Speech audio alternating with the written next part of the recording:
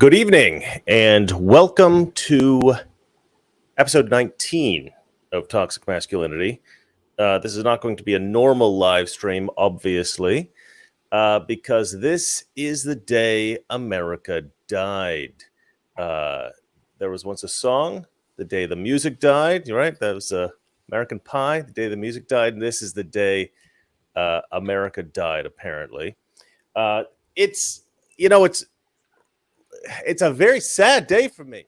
Jason has another perspective on this, but I am dismayed. Like, I don't really get sad very often. I'm a very sort of positive person. I'm like happy all the time, to much to the annoyance of my friends and relatives. But every once in a while, like if there's a death in the family, something like that, obviously. I do get sad. I do feel emotion, actually. And the last time I felt like this was 2020, November 2020. I remember I was just thought, they stole this election. They stole the election. I'm like, I never thought we would get to the point where the Democrats would be so corrupt that they would actually steal an election. I was disgusted. I stopped doing my show for like a month. I was pissed off. And I am now feeling exactly the same way right now. I am pissed off. I'm sad for America because the whole justice system is obviously screwed, right? It's just completely owned by the Democrats. They've completely corrupted the whole thing. And this is obviously something that we all kind of expected might happen. But I really thought, I don't know why, I had like some hope because I'm a very optimistic person. Maybe someone in the jury, maybe somebody in the jury would have the sense, because he had the judge had this idea like, oh, you can find him guilty for this, but innocent for this. But if some of the other people on the jury find him guilty for this and innocent for this, then it's all good. Right? You don't have to all find him guilty on everything. Just find him guilty on a few things and we'll call it good. So I thought, well, this is obviously nonsense. This is not going to work. But man, look, if you're a Democrat, right? Democrat friends that you might have, you know these people are celebrating right now. You know they're celebrating right now. But they should not be celebrating. They should be scared to death. They should be terrified, because you do not want to live in a country where they can put you in prison for your political views. You do not want to live in that country. So Democrats, this should scare the hell out of you. And every conservative should be as pissed off as I am. Mm-hmm. We should all be absolutely, what the popular term now is livid, right? We should all be livid.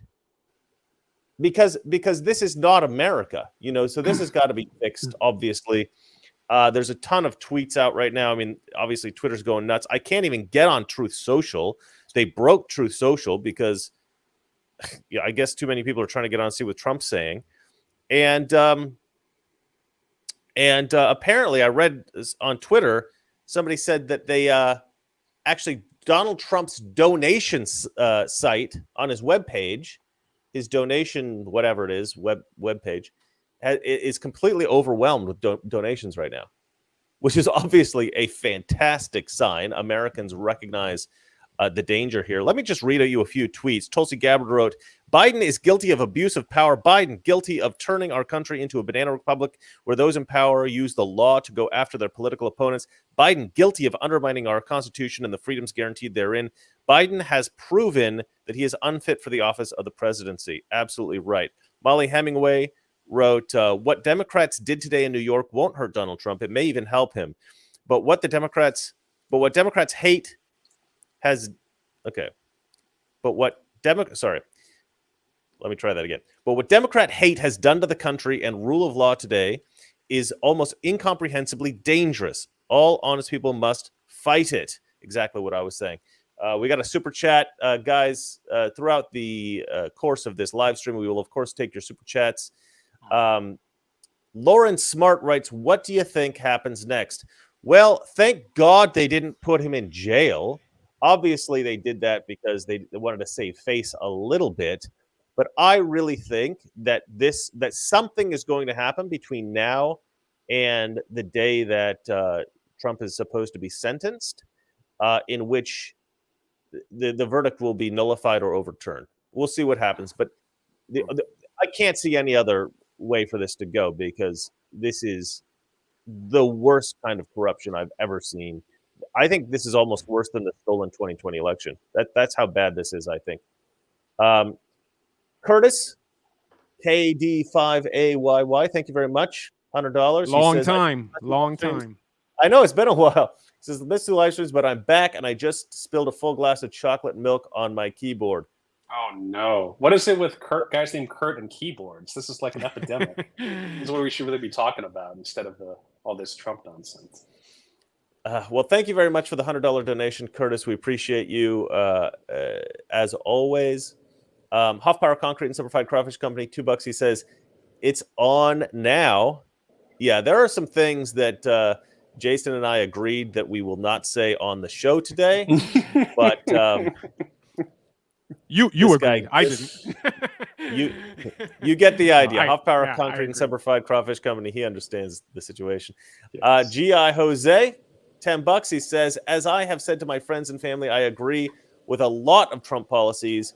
He will get my vote this November, but most importantly, we have to look at this in the micro atmosphere, our towns. Well, that's exactly right. Like, you know, if you think you're safe because you're a leftist right now, or you think you're safe because, you know, you're not paying attention to politics, no. This is a turning point in our republic, and we have to make sure that these Democrats, not only do we have to make sure that that they do not succeed in their corrupt ways here, but we need to make sure that they pay for what they're doing.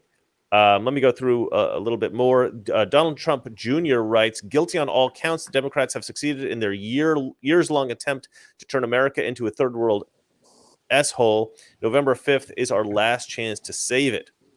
Chaya Rychik, she runs Libs of TikTok. She writes, what do you think the Republicans will do if Trump is found guilty? Oh, that must have been a little bit too... That must have been a while ago. I don't know how that got in there. Sebastian Gorka wrote, President Trump has been found guilty on all counts in trial presided over a judge who donated to Joe Biden, whose daughter made $93 million for the Democrats of this trial. Very true. Scott Adams wrote, don't ask me to stand for the American flag until we get the country back. At the moment, it means nothing to me. And Cat Turd wrote, sentencing for Trump, July 11th. And yes, they will send him to prison. Buckle up. Unless, like I said, unless something happens between now and then, which I can't imagine would not happen. If you want to talk, if you want me to read your perspective out here, just throw us a super chat. It doesn't have to be a lot of money, but yeah, we are trying to save the world here. So, you know, but I do want to know what all you guys are thinking. Fred Daniali wrote, Mr. Reagan, could SCOTUS finding the president immune to prosecution possibly help this situation?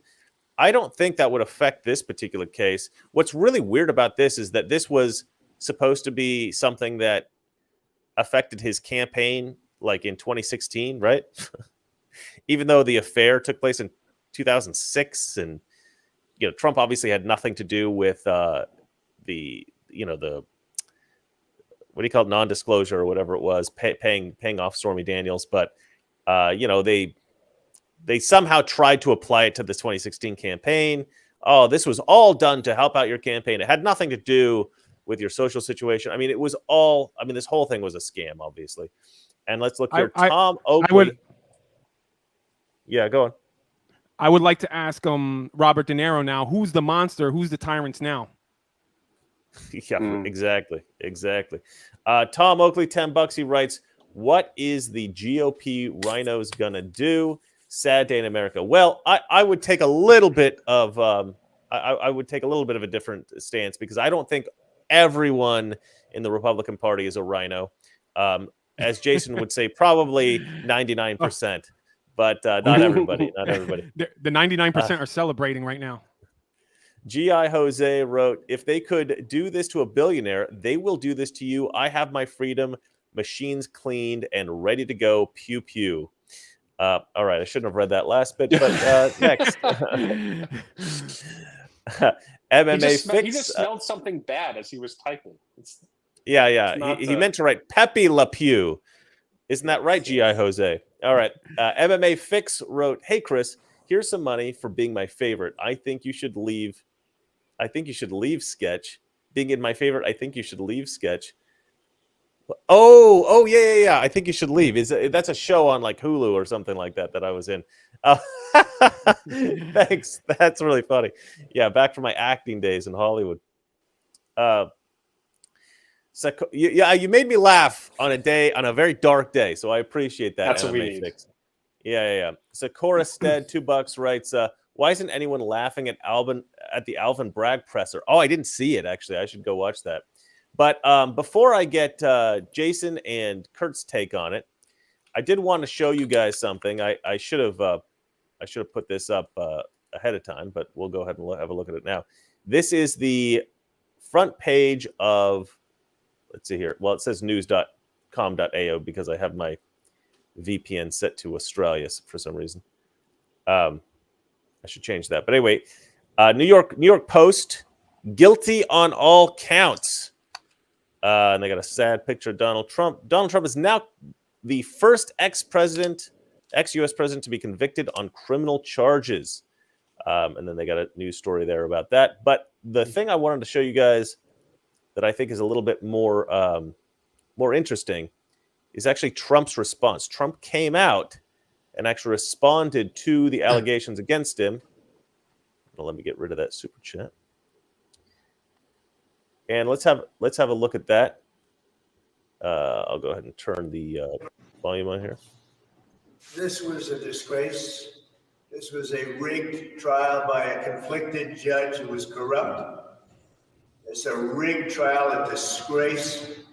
They wouldn't give us a venue change. We were at 5% or 6% in this district, in this area.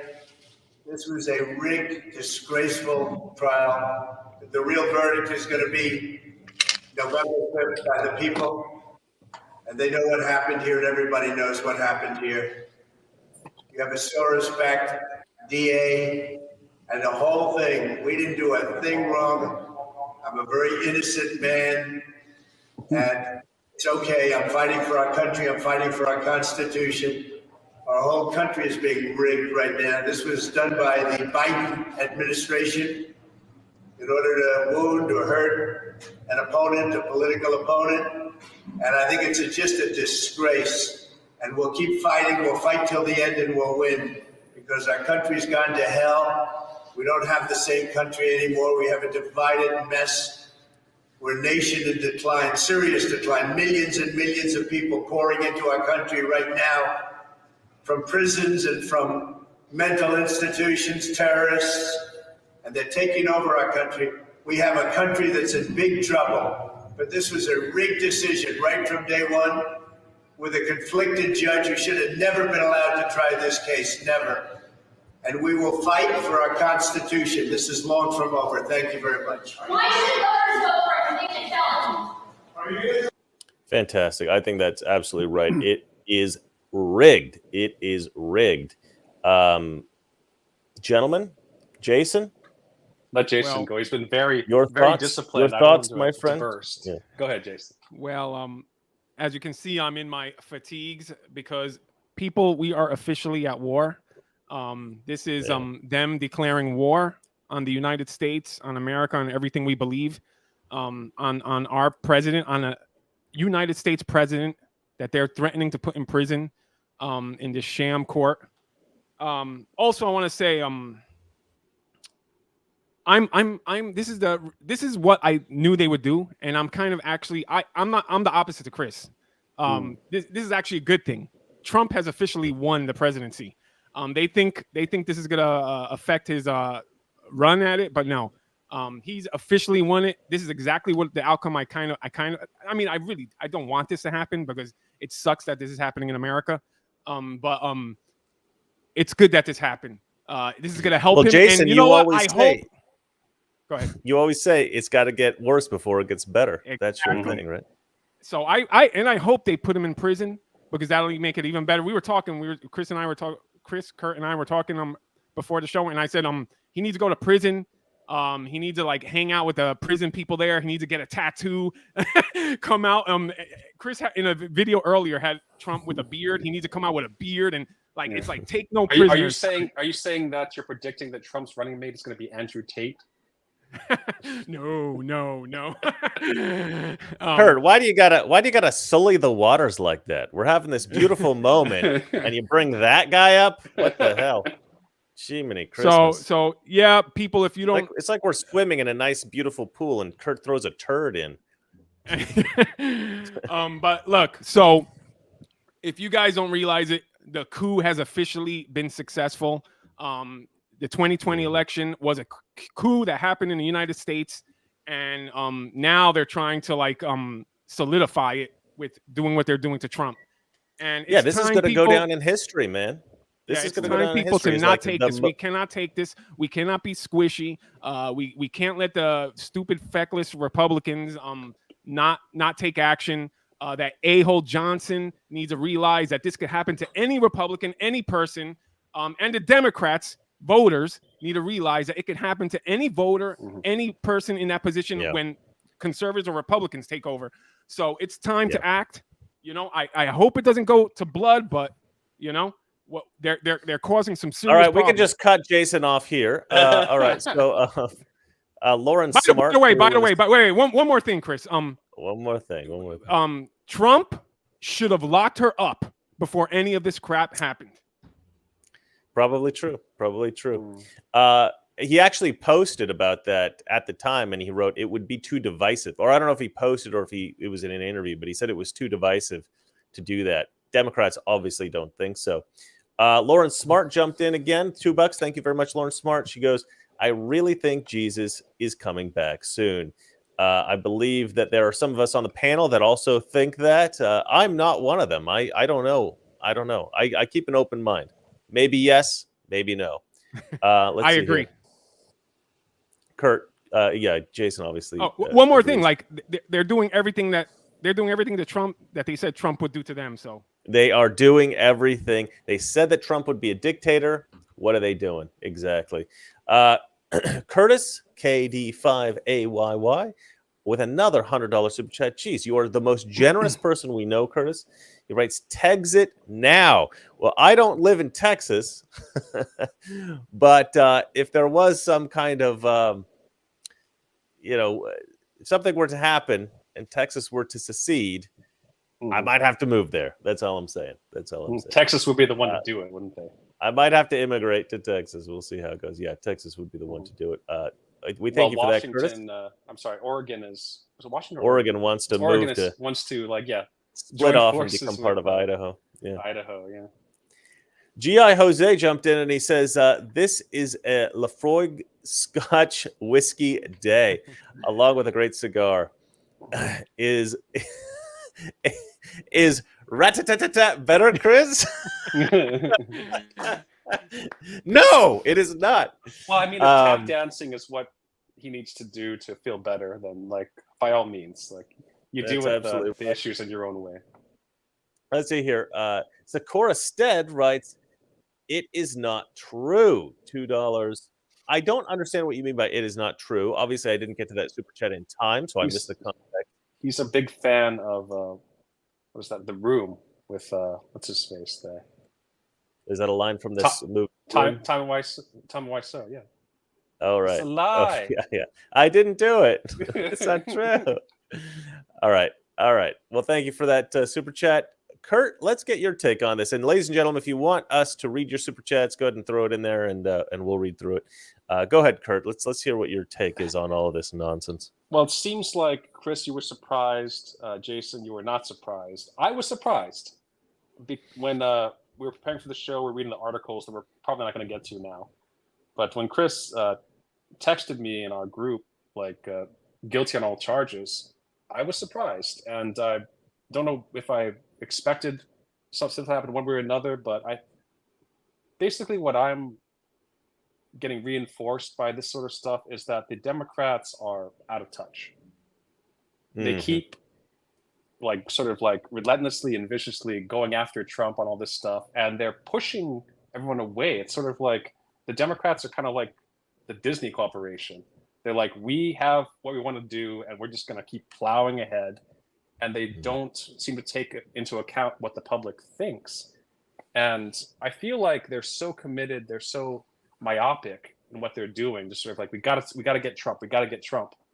You know, perception be damned. That's really hurting them. If they're red pilling so many people because they don't seem to realize that in this information age that we're in, people can see through all this BS. Yeah. We're talking to each other.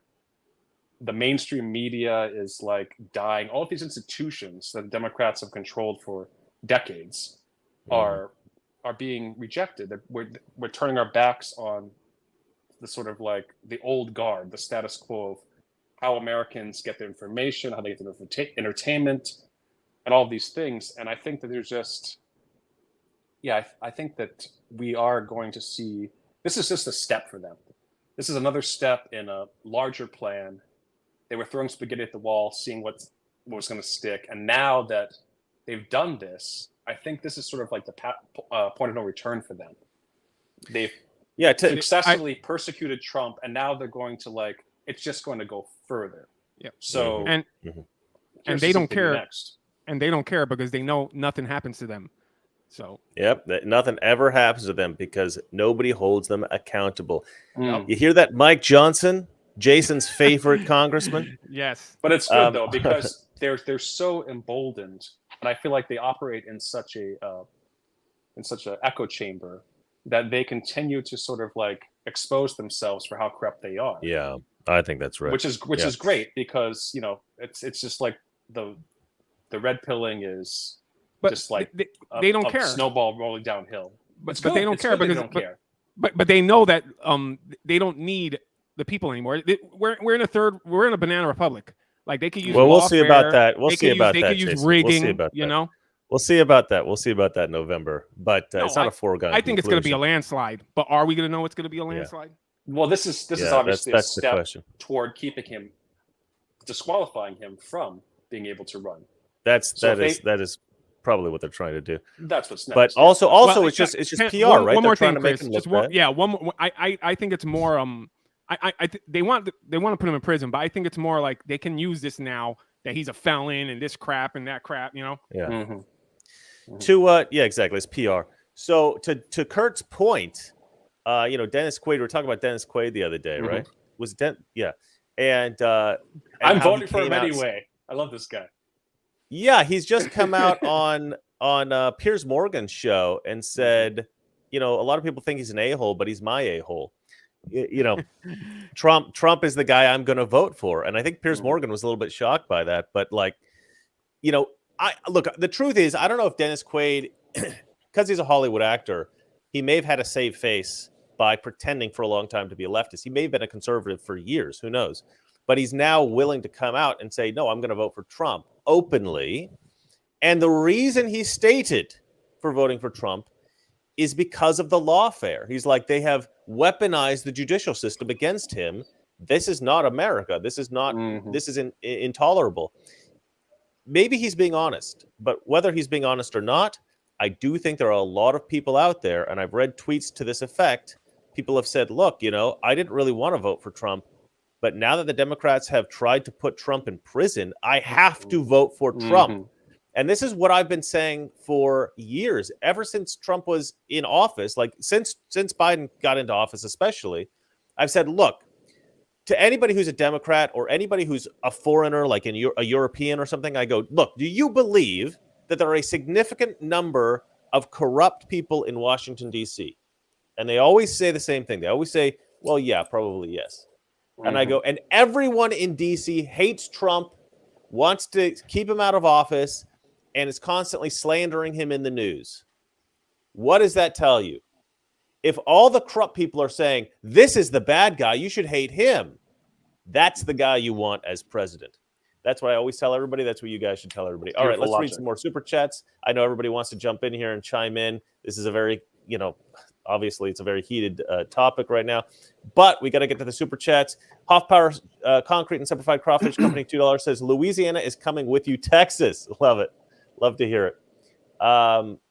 Big Poppy, $2 says, Trump wins, no federal funding for New York. I want to comment on that, though. Like, I get what he's saying, but I don't think that's the right way to go if he wins. Like, it's because it's really, I don't think it's the people. He just needs to put all those people in New York that are responsible for all this chaos in prison. That's what he needs you to need do. to target. You need to target the officials specifically. That's a good point. Dove Omega, $20. Thank you, Dove Omega. Writes, Michael Malice made an interesting prediction that I don't think anybody has touched upon, that instead of switching Biden for Gavin Newsom or Big Mike, Michelle Obama is Big Mike, he said, wait for it, Hillary Clinton. I have actually heard Hillary Clinton as an option before. I was actually talking about this on Newsmax. This is actually going She's to been doing a air lot of on press lately. So that's not an accident. Yep. I was on Newsmax, recorded for Sunday, so I'm going to be on Sunday, and I was asked, basically this question, which is, what do you think's going on? Do you think they're going to switch Biden out? How could they possibly run Biden? And I said, look, the same thing I always say. I think there are two factions in the deep state. There's the faction that says, look, we can't win with Biden, and there's the faction that says, yeah, but he's the best puppet in the universe. Like, we control him. He's too old to stand up against us. Like, let's just keep him in as long as humanly. He's basically a walking corpse at this point. We just pull the strings and he does whatever we tell him. And so the question is, will they flip him out? Like, which side will win? Will they flip him out or will they keep him in? And I said, I think that the side that likes him as a puppet, I think that they're a little bit more powerful. I don't really have any evidence to support that. That's just a gut feeling. But I think the puppeteers really, really like Biden. If they could steal it again, why not keep him? Exactly. Yeah, exactly. The Rubicon comes in with $5. He says, do you think the RNC will say he can't be nominated because he's a convicted felon and stake it on Nimrata Haley? Nimrata Haley. They're going to try to Kennedy Trump now. Oh, no, I actually don't think so. I don't think so. I think everybody absolutely 100% knows. I mean, okay, yeah, the RNC, they don't like him. A lot of obviously the establishment Republicans, they don't like him. Obviously the rhinos don't like him, but they don't really have that much power anymore. Ever since the Tea Party movement, they've kind of had to take a little bit of a back seat and be a little bit quiet, because they knew, they could potentially get primaried. So they're all kind of keeping quiet. But let's see here. We've got somebody gave us $2. Open the gate. Thank you, but they didn't write a comment, so I can't read it. But thank you so much. MMA Fix, another $5, says, if things get too crazy, I'm joining your crew. Jason can scrap. Chris does Muay Thai. Kurt, pretty sure martial arts is in your blood. I keep trying to get him to come visit Bali for a month and do some Muay Thai with me, but he's not yet jumped on that. Chris just wants that's right. Chris just wants somebody else in the room that's more out of shape than he is. This is his. Yes, true. Yeah, this is his brilliant plan. I get winded very easily. I didn't think about that, but like all the MMA people are on our side. Wait a minute. Yes, that's a great point. That's a great point. If it comes to hand-to-hand combat, we've definitely got this. We also got all the Second Amendment people, so that's good too. Miss Jake, $10, writes, if the conviction stands, Trump can't even vote for himself. That's true, because he'll be a convicted felon. That's incredible. Isn't that incredible? It's this case should never have been brought. It was illegally brought in the first place. Everything about this is just total. Hey guys, are we the bad guys? Guys, wait a minute. You're right. Are we the bad guys? Are we the baddies? Wait a minute. Hold on here. Open the gate, jumps in again with $5. He writes, is this the guy that didn't write anything the first time? Yeah, he writes, if you ask me to imagine a dream scenario to bring back our Black Americans home to the party of freedom. Oh, yeah. That's exactly. Yeah. If you ask me to imagine a dream scenario, it would be to bring Black Americans home to the party of freedom, away from the party of slavery. This would be it. This would be it. I 100% agree with you. And, Trump is doing it. If you watch my latest video that I posted, it's doing great. It's the top video of my last 10 videos in terms of like its performance. I suggest everybody go watch that video. It's called Trump is a Badass. And it's all about how Black Americans are starting to embrace Trump again. You know, they all loved, like rappers would rap about Trump before he was campaigning to be president. Mhm. Well, now Black Americans are kind of getting behind Trump again. It's become cool to like Trump. And I maintain in the video that Americans tend to consider Black culture to be the coolest culture in America. So if Black people start jumping on the Trump train, that may end up becoming the trend of 2024. Yeah, and people, Yeah. it's a great video because the point is not only about how cool Trump is, but like the inner point that Chris was talking about in that video. You have to watch it because it's amazing. Well, thank you. I like that. I like that. That's a that good point endorsement. because Thank you so much, Jason. because they're always talking about in the liberal parties. They're always talking about, like, you know, persecution of people. It's a victim mentality. It's a And victim they're- mentality. And they're basically like martyring Trump, which is hilarious. It's like It is all he hilarious needs to do because now is get shot a bunch of times and put out an energy drink and be the next 50 Cent at this point. I mean, like because they always say they always create these fake victim classes, Mhm. and then they make Trump into a real victim that everybody can see. Okay, I'm going to jump into one of the stories here because it's relevant to what we were talking about. One of the stories that Jason picked here. Sorry, this one is from Breitbart. 54% of Democrats want Joe Biden replaced as the nominee in Mhm. 2024. Yeah, I saw that. I'm actually surprised it's that low. I'm actually surprised it's that Yeah. low. But here was the interesting thing to me. It says when Democrats were given a choice of which candidate, I'm going to highlight this for you guys. When Democrats were given a choice of which candidate would be superior to Biden, only 31% chose none of them, and 7% were unsure, but a whopping 62% of Democrats chose someone else over Biden. So it wasn't even just the 52% that we saw at the top, or 54% that we saw at the top. It's 62% have actually somebody else they want. But here's the funny thing about that. They seem to all be split on which Democrat they want. Like nobody seems to want any one person. Well, You got let me just finish this real quick. Go ahead. You got Kamala Harris at 17%. You got Hillary Clinton at Wow. 11%. Michelle Obama at 21%. Gavin Newsom at 8%. And Gretchen Whitmer at 5%. So the highest rated all on is the actually ballot. Michelle Let's go. Obama. Let's go. that's- Yeah, let's go. that's what I said. I said they're going to replace him with Michelle Obama. But you know what? If the Democrats were smart, maybe I shouldn't give this to them. But if the Democrats were smart, they would have ran Kennedy for their nomination. Because I think he would have had. I think he would have had a chance against Trump. But you know what the problem with Kennedy is? They can't control him. Mhm. They can't. But you know, it's kind of I like that Kennedy's in there as a spoiler for Biden. I think that'll work out well. G.I. Jose jumps in again. He says, we can have Trump's dad vote for him in his place. Wink. Well, that's definitely what the Democrats would do. Thank you, G.I. Jose. Love that. Let's go ahead and go through a couple of these stories, unless you guys have anything that you're dying to say here. No, sure. Go on. All right, because there's a couple of interesting stories that I thought were relevant to what's going on today. They may not be directly about it, but they are relevant. We got one more super chat, so let's look at that first. This is from Scott Colombe. He's $10, and he says, if they run Hillary Clinton, they're even dumber than we thought they were. If Trump pulls out a win, he will need to instantly start investigations on all of these openly corrupt people, prison for all. Absolutely. Yes. I absolutely love that. I think that is 100% right. All right, so I want to share this story. If that doesn't happen, when he wins and he becomes president, and that doesn't happen, that's it. Mm-hmm. I've given up. All right, exactly. Well, this is an interesting related story. Donald Trump is giving serious consideration to pardoning Julian Assange, and I think, given the events of today, he will be a much more sympathetic person to that cause.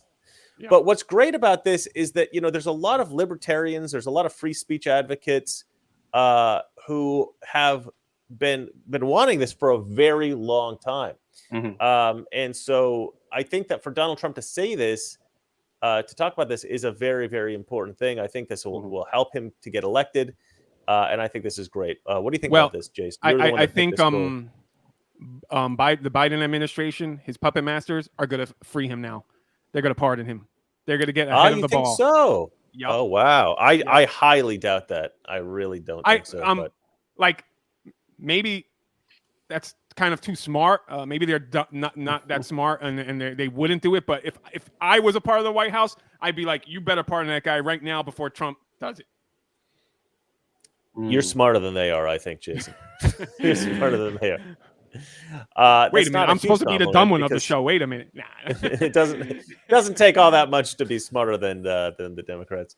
Well, when I saw this story, I was thinking Yeah. like, okay, the reaction that I had was, as far as politicians go, when you hear a statement from Trump, he's not your average politician. You can hear anybody say something, and it's just like, okay, well, that's what they're saying. What do they mean? And that's the distinction with Trump. Trump says what he means, and he means what he says. Yep. So when I read an article and Trump says, I'm seriously considering doing X, Y, Z, whether it's Julian Assange or something else, 100%. I'm like, yeah. what I think in my mind is, Trump is seriously considering this. I don't think about it in terms of like, well, he's saying that because of this or because of that. Isn't that great? Isn't that great? Because it's literally, that's what it's not even Biden. It's any other politician. You're so right. And with Trump, you know, if he says something, you better believe it, or at least think probably what he's saying. Well, if it's a Democrat, you can't believe one syllable out of their mouth. But if it's a Republican, like, you don't know. Until Jason tells me he doesn't think they're a rhino, I don't believe him. Thank you. Yeah. It has to have my stamp of approval. Yes. Yeah. That'll almost never happen. And again, you know what? It kind of works. It's funny. It kind of works that he didn't pardon these people, or he didn't lock them up in his first term, because it's kind of working. It's working out now. Like, it is working out because they're exposing more of them. Yep. And that's the thing. And I always say this to people who say, oh, he didn't lock up everybody. He didn't drain the swamp completely. I go, look, you didn't even know about the swamp until Trump came into office and, was campaigning and told you about it. So, like, just chill out, right? Like, once he exposed the swamp and they started coming out of the woodwork trying to attack him, that's the only time they started to find out who they were. And, like, not even until like the end of his presidency did we know who all these guys were. And then now that he's out of office and they're trying this lawfare to try to get rid of him, so they can't even run again. Now they're exposing even more and more and more. If you guys want to say something, jump into the super chat. You don't have to give a lot of money, but some of these guys are, and we're very, very grateful for it. And one such gentleman is Max MAGA Energy, $10. He writes, every time they gaslight the American people, they create new Trump supporters. They act like we are stupid and children who believe in Santa Claus. The left is the best campaigners Trump ever had. I just made a video called The Weird Leftist Fairy Tale. I highly suggest it because Max MAGA Energy, you are so right. We're not the delusional crazy ones, but they certainly are, and they dwell in their fantasies all the time. All right, what were you trying to say, Jason? Sorry, I cut you off. Just to go back on that point about the locking them up and pardoning people. Now when he does it, what can they say? What can they say? Now when he does, they can't say that this is whatchamacallit, this is what's the word, nuance, that this is against democracy. They can't say it anymore because they've done it. They've done everything that they can possibly do. So when he does it, now is the time to do it. No, you're 100% right. And they will say it's retribution. They will say that it's retribution. They were saying this about the January 6th, committee. It was all saying Trump's going to put us in prison. Trump's going to put us in prison. And the reason they were saying that because they were suggesting that Trump was going to act out illegitimately, like he was going to put them in prison just because he was mad at them. No. He's going to put you in prison because you're corrupt. That's why he's going to put you in prison. That's just like what they were doing before the election. This is what they do. They project, but this is what they do. Like before the election, what did they say? We can't go by what happens that night. We have to wait until like the mail-in votes come in, and the election will probably be the outcome of the election will probably be a couple days after. We just have to wait. They were telling everybody that we're just gonna keep counting until we get the result we want. It may take a while. Exactly. They were brainwashing people's head to think, oh no, we have to wait. The election night doesn't count. So that's what they do. Yeah. That's what they do. Ladies and gentlemen, let me just apologize for Jason sounding very similar to Robert De Niro. It's not his fault. He was raised in New York. I'm just- the anti De Niro.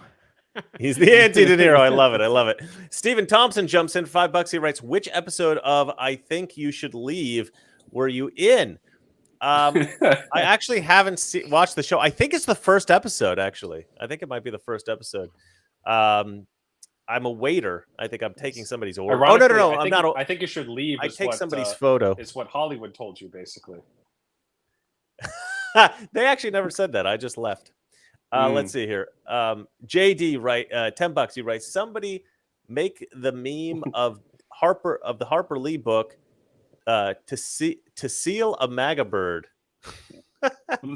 Well, maybe not you, but that's probably what they're saying to Dennis Quaid about now. Anyway. I just want to go back on that De Niro point. I'm De Niro's Bizarro, as Bizarro is the Superman. Bizarro. Yeah, exactly. You make a good Bizarro point, actually, because I want to hear. But you're the better looking one. Who's the dude? The other guy that's like an old Italian guy from the Scorsese movies. I can't think of his name. I'm drawing a blank. From the Godfather movies. Michael. Not young. Oh, Pacino. Pacino, yeah. He's not old in Godfather. I thought you meant like in the movie he was old. Yeah, me too. That's what I thought too. Well, not even Brando wasn't old. They did an old age makeup on him. But I want to hear what Pacino thinks about all this. Like, he's kind of staying out of the political realm. Put him in jail. This dude seems to me like a man's man sort of guy. Like, he's still like having kids with like young attractive women and stuff. Like, what has De Niro been up to? I never hear about De Niro's personal life. I'm thinking what probably a lot of people are thinking. He is stuck. They're calling in his ticket and saying like, hey, De Niro, this is what you're going to say. This is what you're going to do. Because otherwise, ... I'm not accusing De Niro of anything, but, you know, he is... From early on, from way before this, he has been like, you know, the F Trump at the award ceremony 2-3 whatever years ago. Like, he has been vehemently, like, passionately anti-Trump, and it doesn't really make any sense because we've seen him in interviews and stuff. With that? Sure. I've just learned through Twitter, although I didn't do the research myself, so take it with a grain of salt, but I think it's probably true because so many people have posted about it. De Niro's father was like an openly gay man in like the 60s. Like, he left the family to go be gay in New York or whatever. Wow. So he may be a true believer. Like, I also just found out that Barack Obama's nanny growing up was a transgender woman, you know, like this explains a lot. De Niro not having a strong male role model growing up in his household explains a lot, actually. Exactly. So he may be a true believer. Yeah, exactly. They may be true believers in this leftist crap because, you know, people who raised them were, you know, LGBTQP, right? But it could also be, you could also be right. I mean, it could very well be, and this has been my theory for a while now, not that they're threatening De Niro, but that they're saying, look, we're all screwed if Trump gets in office, because if Trump gets in office, he can go in and find documents that incriminate all of us. And if this person goes down, then this person goes down, then this person goes down, then you go down. So you better get out here and you better campaign with us, because we cannot have Trump in office, because we're all going down if Trump gets into office. That may be what's happening. It says threatening him by saying we're going to do something. They may be threatening him by just saying if Trump gets in, and it's also possible that just De Niro is not a real man. I mean, we're talking about actors here. Like, there's a saying in Hollywood, like, you know, like an actor an actress, what's her face from Star Wars was saying this, like, an actress is something more than a woman, and an actor is something less than a man. And she was saying that. Yeah, for sure. She was saying that Princess Leia was saying that about Harrison Ford. But I mean, it's kind of true, because what kind of a job is that? Like, I'm going to play pretend. I mean, NBA players and like professional athletes, they're playing a children's game and making millions. Acting is a rung below that, because all you're doing is like you put on makeup and you're playing make believe for money. I'm pretend to be a formidable person and an interesting person when I'm anything but. I'm just a shell. Well, Sorry, go ahead. Obama and Biden, they're playing pretend president. Yeah, that's true too. They are. Yeah. Well, I've been trying to get to the super chat for a while now, but Kurt's rant has allowed the sinister siblings for their super chat to be up for quite a lot longer than I had expected. But that's good. That's a good thing because it's a smart super chat. They've written, "This has all but guaranteed Trump's re-election, and when he gets back in power, many of these far leftists may outright go feral." Yeah, that's absolutely right. Heads will explode, and people may, that's the crazy thing about Trump is like, just by being in office, he makes leftists do stupid things. They expose themselves as corrupt, So, who knows what the heck's going to happen when Trump gets back in? I can't wait for it. And even though today is a very sad, somber day, I do think that there is a light at the end of this tunnel, which is that Trump will be president again. If Trump becomes president again, people be ready. It's going to be dangerous. Let me show you guys a reason why I think this lawfare is going on here. This, I think, is going to illuminate things for everybody if you haven't seen it already. This is this is Joe Biden's last rally, if you want to call it that. Oh, these are photos from Biden's rally. Okay, so they had posted photos that made it look like there was a ton of people here. It looks a little bit more full from here, but think about, look at this. Think about how this is the best shot because it kind of shows everybody. But they've obviously crowded. That's a high school gymnasium. I mean, come on. Exactly. Yeah. They've obviously crowded people into very specific areas where the camera's going to go, right? And if you look at it from here, it looks like, imagine a Trump rally. Compare a Trump rally to this, right? And they've probably got him. He's in Philadelphia, so he's in a very blue area. So he should be getting. Trump was in a blue area the other day in the Bronx, and he got what? 100 times this crowd? 30,000 is what they're saying. That is minuscule. Good gracious. Yeah, it's unbelievable. I have a question. Yeah. Why is the media if you look, why is the media right there in the middle of the gym there? Why aren't they facing in the back? Why aren't they in the back of the room so they can face the whole entire room? they're right in the middle of it. It's. Come on, Jason. We know why. We know exactly why. You can see this is so set up and so it's ridiculous. It's ridiculous. Yeah. Well, we're all pretty worked up about. He got 81 million votes, man. 81 million. The most votes a president has ever gotten. So Frodo Lives jumped in. He says, "R.I.P. freedom. I am so upset." Yeah, I mean, this does feel like the day America died, and I hope it's not true, but that's what it feels like to me. I want to jump in here for a second, if I may. Yeah. Chris, when we were talking behind the scenes before we got started with the show, you were talking about that too. How you were sad, day America died, things of that sort. And Jason, obviously, you're kind of juiced up. You're kind of angry, and you're ready to sort of get rolling, hop in your tank. And, well, hold on. Let me interject here for 1 second.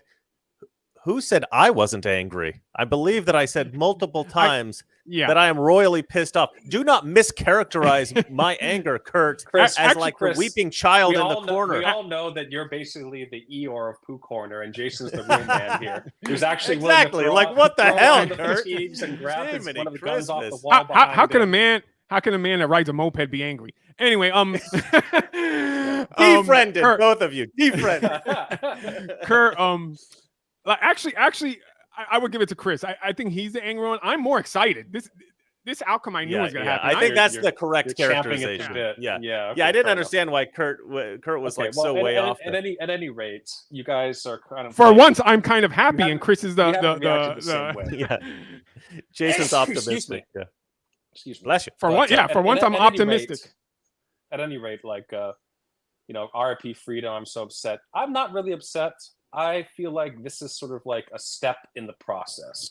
This is a process of America becoming great again. And I would say that it's not terribly productive for people to either get you're like, oh, look what happened. Like America is such a bad state. Like internalize that, acknowledge it, fine. Get a little riled up, like, look at them going after Trump. I'm upset about this. But I mean, in the long run, this is the kind of stuff that is going to continue to happen. So I just don't want to burn a lot of calories getting too emotional over it, because I feel I'm like going to take the this leftist stuff position, Kurt, of I can't help how I feel.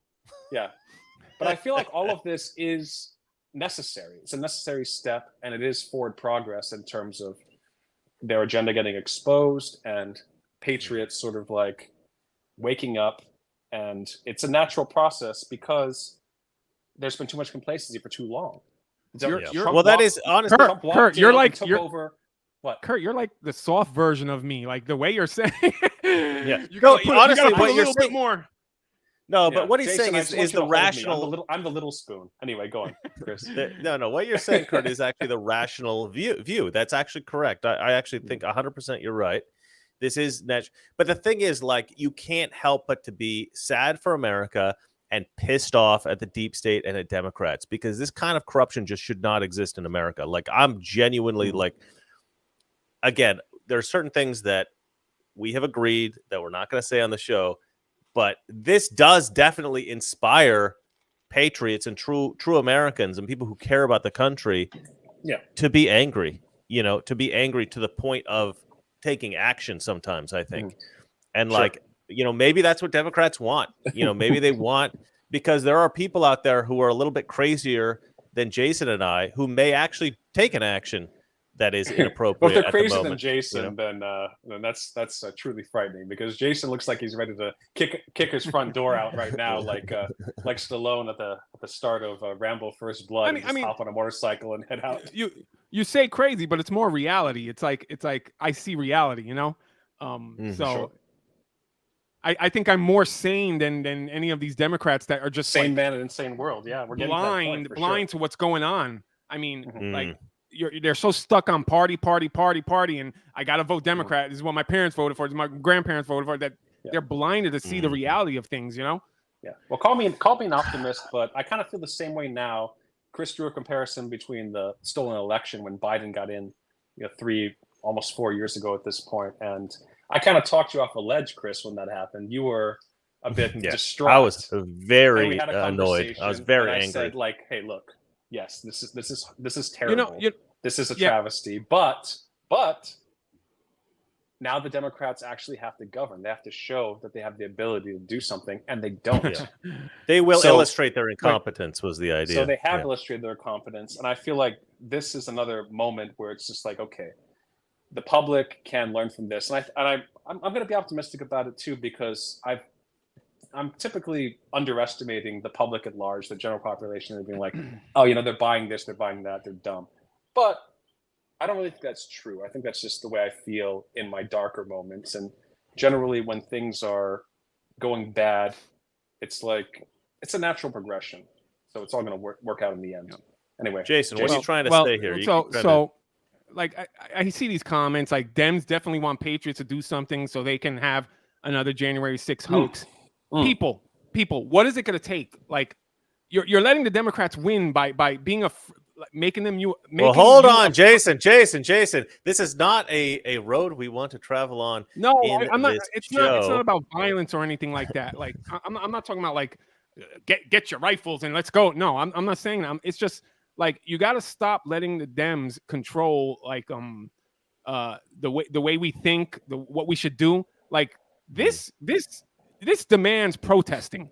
Like if there's no other reason to go out in the streets and protest, absolutely. I mean, this is it. Right. Well, Republicans don't tend to protest because protesting doesn't. Well, they need to wake up and start.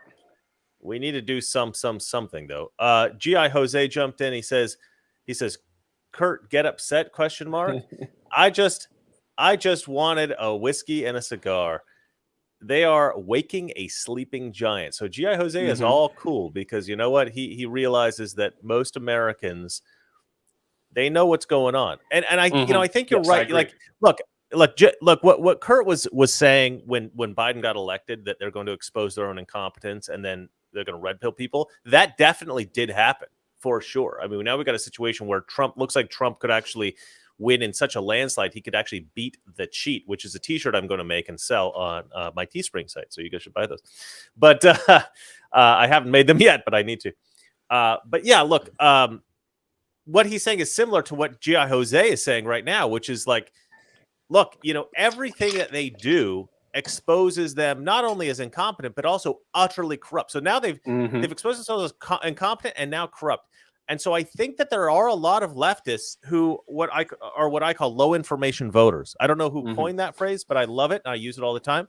Low information voters are people who just like occasionally turn on CNN or read something in a newspaper, but don't really pay attention to the news. And all they hear is that very sort of superficial thing that they say about Republicans, which is that Republicans are racist. Republicans are homophobes. They're misogynists. They don't like women. They want to take us back to the Stone Age. That's what I always say. And so there is a certain kind of Democrat voter who doesn't really pay attention to politics. They just believe that superficial crap. They always vote Democrats. This should wake them up, right? This should be the moment where they go, oh, crap. Like, is Trump really guilty of these things? And then maybe they'll look into it, and then maybe they'll say, and like, honestly, I don't know because I haven't checked the like CNN or MSNBC yet, but there should be at least a few people. Yeah, I thought that was true, but I wasn't 100% sure. Gorka just chimed in and he said, low information voters was Rush Limbaugh. Come on, dude. I thought it was Rush. I thought it was Rush, but I wasn't 100%. But thank you for that clarification, my friend. But look, yeah. We are waking a sleeping giant. I do think it's not only Republicans. It's not only. I think the independents are going to become conservative at this point, or at least strongly libertarian. And I think the low information voters on the left are going to start having to pay attention to politics, whether they like it or not, because this is like, we're at a tipping point. Yeah. And so we got to tip in the right direction. Well, look, we have another one. One guy says, protest. We have jobs and bills to pay. Well, if Biden wins again, your job will go to an illegal. You'll be paying for their bills. I'm sick and tired of hearing that. It's man, like we got to get up and change this thing because you won't have your job. You won't be able to pay bills very soon. Yeah. No, 100%. Like things are going crazy. We live in a authoritarian dictatorship. What is this? An oligarchy, right? That's what they call it when you have like a small group of people that run the country. Listen, guys, should we do an intermission? We've never done that before, but we've never had a day like this before. We could get back into the Trump thing. Listen, you guys pile on your super chat so we have something to get back to when we come back. But I'm going to play something. Chris is getting texted by an attractive young woman. He needs to. No, that's not what's happening. It's not that. It's not that kind of an intermission. It's not that kind of intermission. I just want to play something funny to lighten the mood. Okay. Can we play something funny to lighten the mood? Please. Just for a second. I think you guys are going to like this. If you haven't seen it already, this has gone viral and it's obviously going to disappear because of the news today. So let's go ahead and play this. It's one of the funniest things I've ever seen. It's a guy Zoom calling into his court appearance. Oh yeah. I don't know if you guys have seen this, but it's absolutely. Assistant Public Defender Natalie Tate for Mr. Harris, who should be present. To it. Mr. Harris, are you driving? Actually, I'm pulling into my doctor's office, actually. So just give me 1 second. I'm parking right now. Wait.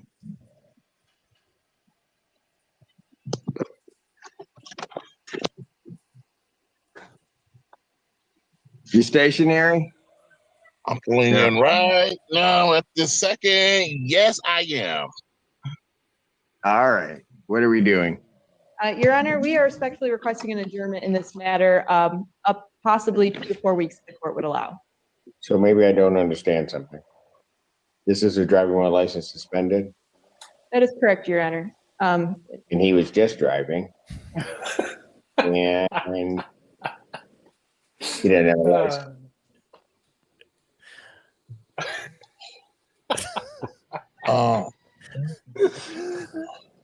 Is with the charges, Your Honor, yes. No, I'm looking at his Yes. record. He doesn't have a license. He's suspended and he's The just judge driving. can't believe it. That is correct, Your Honor.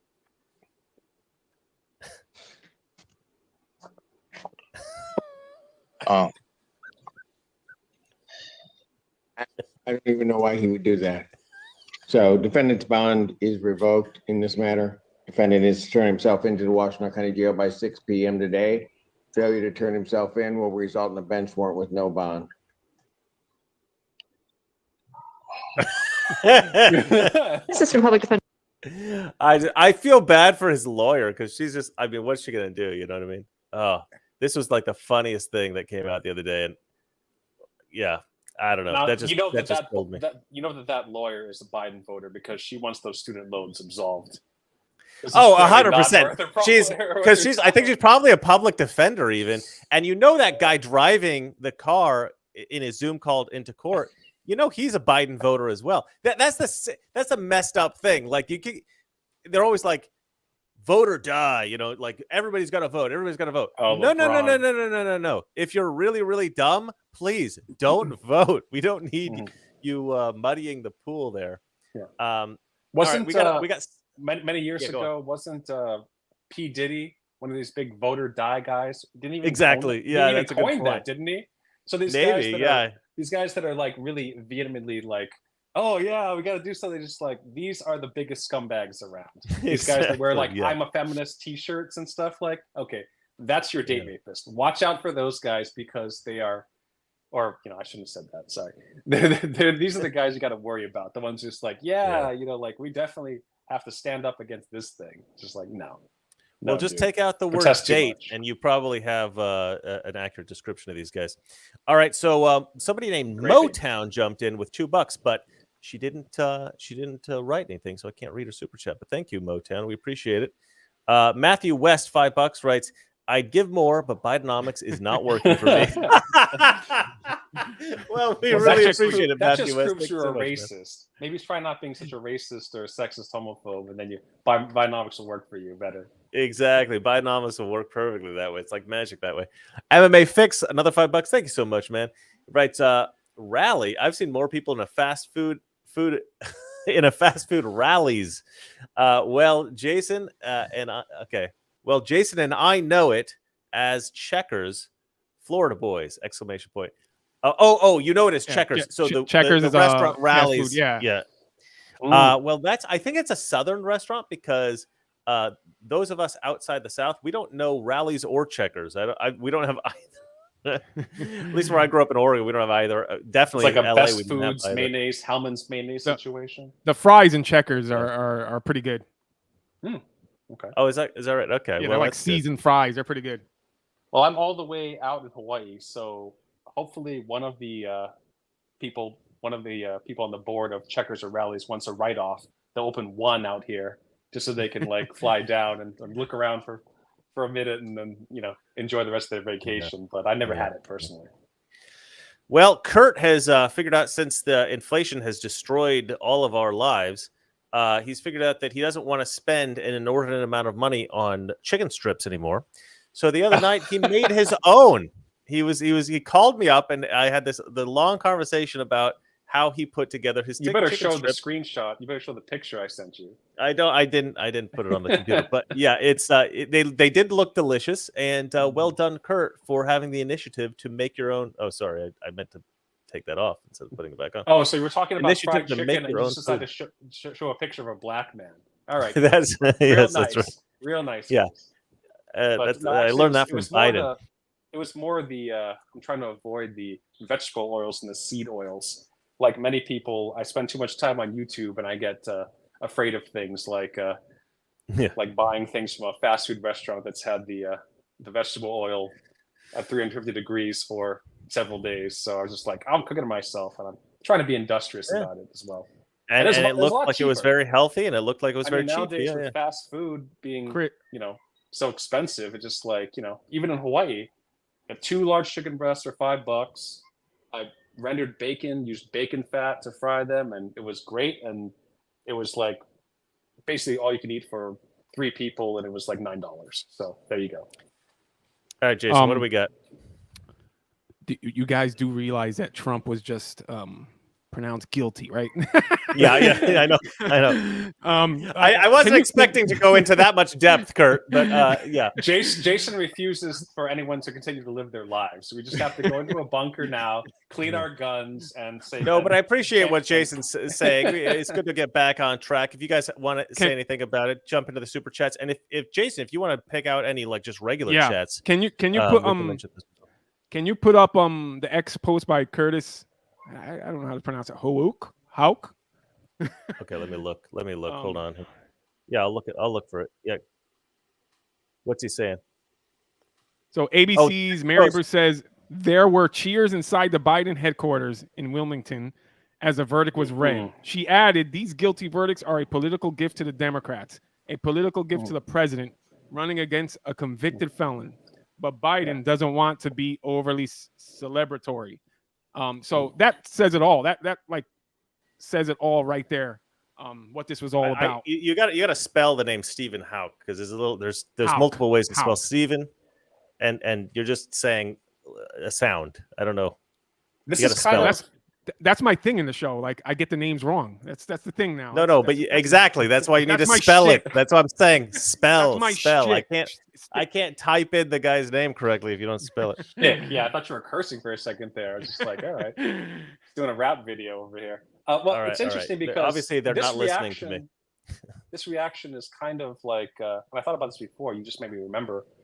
It's kind of like this decade's version of the OJ verdict, where it's like very clearly a bunch of people are cheering it, and a bunch of people are like, "Oh, this is terrible." It's a very divisive sort of a thing, and it's kind of the opposite, where we saw a guilty man go free. And a lot of people were like, yeah, because it was a political reaction.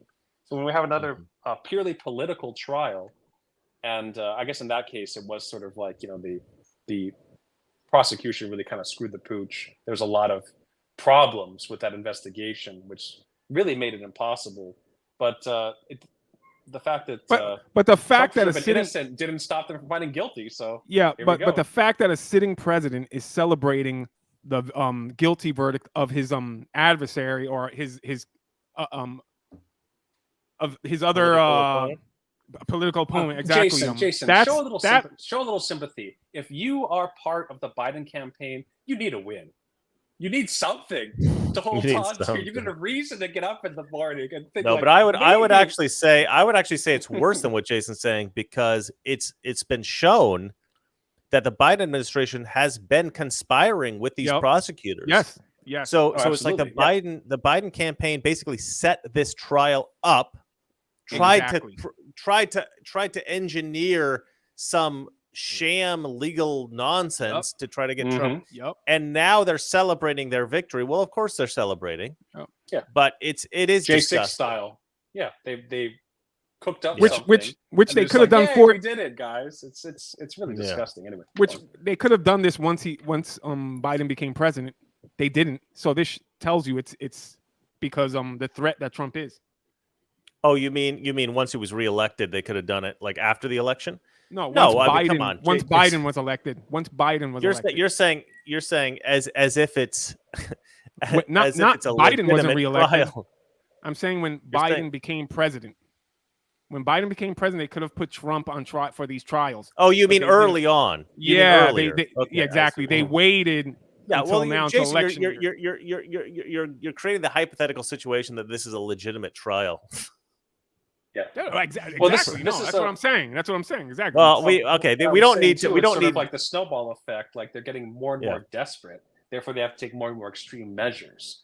So that's really what you're saying. All right. Well, somebody by the name of Codini jumped in with a $20 super chat, but didn't write anything. So write something. Codini owns a business. They realized that $19.99 looks better than $20 for some reason. I don't know.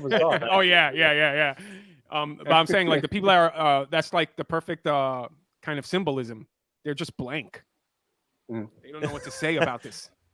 Yeah, I know. They're I was kind of like I was dumbfounded when I woke up this morning, because to me, I woke up like right when the verdict came out in the news, because like where I am in the world right now, this is the morning for me. It's well, hopefully a lot of people are waking up. It's 4 a.m. figuratively. because of this verdict. Sorry, not 4 a.m. It's 8 a.m. here. It's 8 a.m. here. Let's see. Open the Gate gave us $5 and it wrote, Jason, fully agree. Protest, but we should be smart. Feds and lefties will plot a false flag. 100% they will. Oh, that's good. I'm glad so that he what's made a that plan comment. to protest but avoid a new J6th? Yes. Well, that is we're not I'm gonna- really glad. question. I'm really glad for that we comment wouldn't because be it able reminded to me of avoid- something- Yeah. Go ahead, Kurt. Go ahead. I was just Fight going it to out, say, guys. like, a point that I didn't get to earlier that it reminded me of is that Trump has been very measured. You know, Trump has said a lot of things like, you know, my revenge or whatever will be sort of like, you know, making America great again. It's like, I'm not going to go after my political opponents. There's not going to be like this William Wallace reckoning where the guys that betrayed me, I'm going to ride in a horseback and smash your head with a mace. You know, he's like, no, we're not going to do that. And I think that him Have you being seen that image? measured. But Kurt, have you seen that image? I voted for Trump in 2016, and it's like a regular guy, and then I'm voting for Trump in 2024, and it's like William Wallace all painted up. Yeah, that's a good reference. Like it's what women want. I love that meme. Mel Gibson, where he's all like, you know, like hair nice and everything, and he's just like, you're covered in blood and blue paint. Yeah, but I think Trump is right with this approach because they keep it's all optics. Politics is so much about optics, and they keep saying like, you know, if he did something where he was like, you know, that famous Hitler thing where he's like, you know, screaming and pounding, all that kind of stuff. Like that's exactly what they want. They want us to be. They want us to do a January 6th. They want Trump to like lose his stuff and look as crazy as Robert De Niro. So what you're saying? So what you're saying is Democrats are the only ones allowed to protest, burn buildings, take over state houses. That's what you're saying, right? Yes, absolutely. But what I'm also saying is that Trump, by being measured and by being sort of like the opposite of what they portray him to be, it's like, okay, this is gonna have the best effect possible because it's gonna drive them crazy because they're not getting the reaction out of Trump that they want, and it's also gonna make all of their claims of like dog whistles and inciting violence, blah blah blah. Basically, Trump is being the opposite of you, Jason. I think that serves him well. Kurt, that's gonna happen. But that's going to happen no matter what. They're going to accuse us of that. Even if we do like 5 men on the corner, they're going to still accuse us. Look. I just want to say something. He's not giving them anything to work with. If that happens, look, there's going to be false flags no matter what, Kurt. I think they're going to do false flags no matter what before the election. And, you know, we just can't allow it. I mean, we just can't allow them. Like if they take over our whatever you say, protest or like after the election, or they do something before the election, we can't allow them. It's time to like stop this. we just can't allow them to take over the narrative, to use those things against us, you know, because I believe we have the power. I believe we have more people than them, you know, and I believe if we don't allow it, they're useless at that point, you know. All right, we got another super chat here from Motown. She had posted earlier without it. You know, the super chats can be a little tricky, and you don't always realize where you got to put in the chat. But she figured it out. She wrote, "This is my first super chat ever. Trump 2024," then the prayer emoji. US. I love that. I just think that's fantastic. Thank you very much, Motown. We very much appreciate it. And yes, Trump 2024 all day long.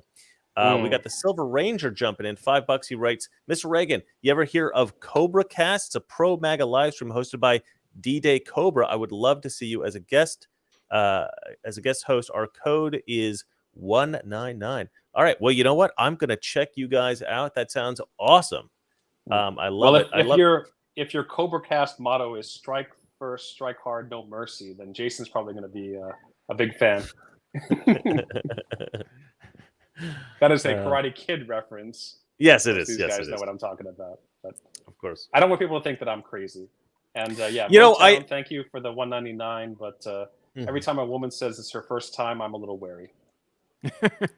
Oh, but so listen, the other night, and this is going to come out tomorrow. I was on a show. We do this show every week on Friday called "Make Movies Great Again." Gork and I do this for his radio show on Salem News Network, Salem News Radio, and also it goes on Rumble. So check that out. But we did Dirty Harry. We did Dirty Harry this week. Sorry, Chris. Gorka is who? Is a friend of yours? Yeah. Former advisor to President Trump. Anyway, so we did this show about Dirty Harry. And it's a little bit too inside baseball there, Kurt. People don't understand what that joke is. But anyway, we did Dirty Harry. And what I noticed was Dirty Harry is this like rogue cop, right? He's this guy who basically figures out that bad guys don't follow the rules. And so in order to stop the bad guys, he can't follow the rules himself. He's got to basically free himself to do whatever needs to get done to solve the problem. And he goes in one day after catching a serial killer who had brutally murdered many people. And he goes in and the prosecutor says, we can't charge this guy. All this evidence is contaminated. All this evidence is because you didn't follow the correct protocols. And Clint Eastwood, as Dirty Harry, is like, what? and it's fantastic because I'm watching it and it's such a timely thing. If you haven't seen Dirty Harry, I highly recommend it. It's one of the best movies I've ever seen. I never saw it before. So watching it for this show that we do. Yeah, I'd never seen it. I'd never seen it. Oh man. No, but Jason, it's a good thing. It's a good thing because it's nice to be as old as I am and still have awesome experiences. True. Yeah, like watching Dirty. Oh, it's magnificent. I could. This is like in my top 10 movies now. I love this movie. Well, you have to see the sequels then. You have to keep going down this Dirty Harry rabbit hole. I'm gonna Dirty Harry rabbit hole sounds disgusting, by the way. I didn't mean to come out like that, but anyway. Please, Kurt. Please, Kurt. Like you're not familiar with that. So listen. So we're watching this. I'm watching this film, and I realized that this is such a perfect metaphor for what's going on with Trump right now. Right? Like Trump is like a businessman. Right? He knows how to get things done. That's what Republicans are. We're problem solvers. We look at the world accurately and we say, okay, where can we improve people's lives? How do we fix the problems of the world? Democrats, they make up problems. They try to solve problems that don't exist. They create all and look what they're doing. They're using the courts. They're using the legal system. They're using lawfare to attack a political opponent. They're just twisting everything. And that's exactly what was happening in this movie in San Francisco. All these lawyers, everybody was like, oh, you got to follow the law exactly or else, we can't win. It's like the good guys always have to follow the rules perfectly, and the bad guys don't have to follow any rules at all. Everything about this movie is a perfect metaphor for the Democrats going after Trump. They just use red tape and bureaucracy. They don't follow any rules. They're both the bureaucracy and the criminal at the same time. Yep. And you got Trump over here as Dirty Harry trying to fight against it. And you know what? He's got an army behind us, and us three, we're in that army. We're ready to go, Trump. Yep. Amen. Was it a coincidence, or did you actually pick it for that, or was it just coincidence? No. Total coincidence. Wow. And what was weird was I was going to pick it the week before, but I asked him, do you want me to pick a serious film or do you want me to pick a lighter film? And he said, he said, probably we've been doing some heavy films. Let's do a lighter film. So instead, I picked Lethal Weapon 2, which is an awesome movie, by the way. I remember. Yeah. But I was going to pick Dirty Harry was the other option, and he didn't know that. And then he picked Dirty Harry the next week, which is wild. Perfect. But anyway, let me jump in. There's a couple more super chats here. Matt West jumps in with $5. He says, do y'all think that Biden is going to try being magnanimous by pardoning President Trump? Nah, he's probably not that bright. Nah. How brilliant would that be, though? That would be the ultimate. I had the exact same thought process. I was like, I want it would be good for Biden to do. Like the exact same thing he texted there. Like, was that like he should do this? Never gonna happen. And hold on, guys. I want you to super chat, but stop giving these Democrats ideas. Well, the beauty of the leftists is they don't watch our media. Exactly, they would never watch this. They would never watch. They're like Matthew information. West. Information is their enemy. They say knowledge is power, not to a leftist. Not to a leftist. Matt, Jason is saying that Matthew West. He's saying that you're You're just too dang smart. Stop being that clever. You could be a Democrat strategist with that brain. All right, Dove Omega, $2. He writes, please do Casablanca. We did Casablanca. Actually, it was like 3 or 4 weeks ago. Amazing film. We actually rated it the #1 film of all time. Both because it is by many accounts the best film of all time. Man, and having watched wow. it again, both Bork and I believe that it is the best film of all time. It's is just a statement. absolutely magnificent. That is a statement. It's a magnificent. It's a pretty magnificent darn good one. If it comes down to that versus something like Citizen Kane, got to give it to Casablanca. Citizen Kane is crap. But anyway, either I wouldn't give it to either. Overrated. They're great movies. But I wouldn't give Jason, it to either. Jason, best movie of all time. What's your vote? Return of the Jedi. Return of the Jedi. That is one of my all-time favorite. In fact, Return of the Jedi is my favorite Star Wars film. Yeah, for sure. Yeah, it's one of the, for me, that's what got me into film. Watching it as a little kid. By far, I think the best one. A lot of people like Empire, but I think it's the best. All right, we got one from Codini here. $5. He writes, Cody was my dog, so Cody and I. Oh, sorry. The N and then the I is Cody and I. Yeah. Cody and I, LOL. Thanks for bringing perspective and a lighter light to this travesty. It is an absolute tragedy, travesty and tragedy. Yes. And I don't really want to make light of it, to be honest. Like, we're kind of joking around here because, you know, like Kurt said, life has to go on. But it is a dark day today. It's scary. But it's scary because we're joking around and laughing but you know, like it could change. This is what's scary. It could change rapidly and just become a nightmare. Exactly. You know? Exactly. And that's what I said at the top of the show, is that Democrats should be terrified right now. Yep. You should be scared. This should scare the absolute hell out of you, because they're going to come after you eventually. Don't pretend like because you're on the side of Biden right now, you're all good.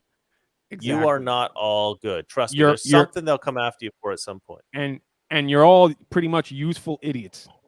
Useful idiots. If you're voting for the left, you are a useful idiot. That's 100%. And who ends up in the gulags? The useful idiots. The useful idiots. That's right. Like the people in Antifa, the people in Black Lives Matters. They're the ones that are going to be the first ones put in the gulags.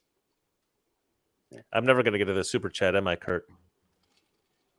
Sorry, Kurt. I keep cutting you off. You're scolding me for saying something?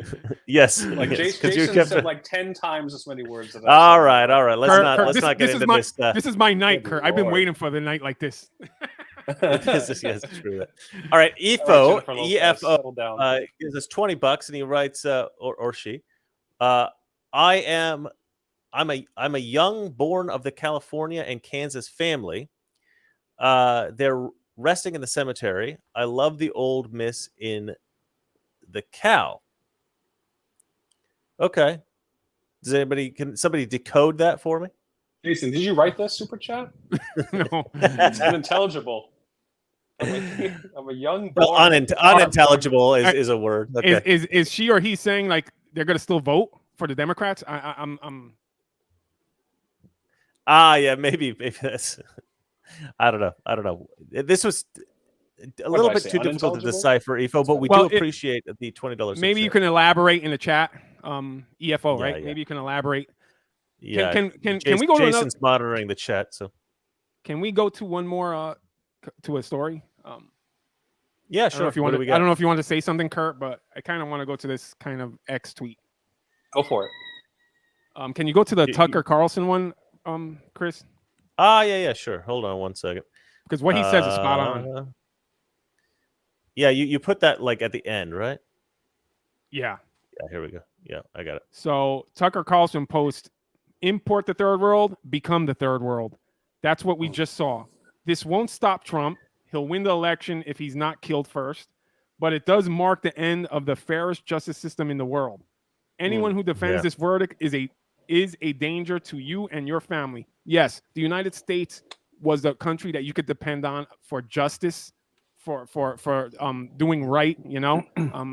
Past decades it hasn't been that way. A gangster, but exactly. If you defend this, it's exactly what he's saying. Well, let's read some of the comments here under the Tucker tweet because I think these are pretty good here. General Mike Flynn jumped in. He writes, "They are not after Trump or you, Tucker Carlson, or me. They are after America. They want to dominate America and all Americans. That's what communists do." Straight up, General Mike Flynn, 100% true. Ronnie Jackson jumps in. He says, I keep saying that as if he's in my super chats. Ronnie Jackson responded to Tucker's tweet. He wrote, "Americans will make this right in November. I certainly hope that's true." Melissa Tate threw in the never surrender Trump and Mandela thing that I used for my thumbnail, which I thought that was pretty good here. Actually, Jason sent me that, and I was like, oh, that's a good thumbnail. That was awesome. Julia writes, "We no longer have a justice system. We have a banana republic. Trump is innocent. Biden is guilty." Proud Army Brat writes, "Retribution will be sweet." Cat Canada writes, "In reality, they're not after me. They're after you. I'm just in the way." That's something Trump likes to say often, and it's 100% accurate. So people are pretty spot on here. I think, the people that I follow on Twitter, they usually have pretty good takes on this stuff. Absolutely. Let's see. We got some more super chats here. Nate's Memes writes, "What do Republicans do best? Let Democrats win." It's a bit funny, and sadly, it's a bit true, unfortunately. Mike Gailey jumps in with $10. He writes, "How long is it before Trump can appeal the verdict?" That's a good question. I don't know. I would love to know the answer to that. I wish I was a lawyer and a constitutional scholar and I could tell you all that sort of stuff. But I don't know. But the thing is, I think somebody's going to step in, a higher court, the Supreme Court, maybe. Something's got to happen here because this is election interference is exactly what this is. Everybody knows this. I think Democrats know it. Everybody knows it. So something has to be done. Somebody with some power has to be able to come in and fix this. Unfortunately, right now, Democrats have a lot of power. So obviously, they're not going to help. Let's see here. Dove Omega jumps in with another $5. Thank you, Dove Omega. And they write, as they say, laugh while the world burns. Drink up. Happy hour is now enforced by law. Well, that's right. The only thing you can do is laugh, because otherwise you will cry. Yeah, Kurt's got his laugh to stop from crying. There's a fine line between comedy and tragedy, and people might think I'm a little silly and I'm not taking this as seriously. It should be like, I think this is a win. I think this is a step in the right direction because, it's like Jason is fond of saying things have to get worse before they get better, and it's just part of the process, as I said before. But anyway, go on. Well, by the way, EFO just said YouTube just messed up my message up. So.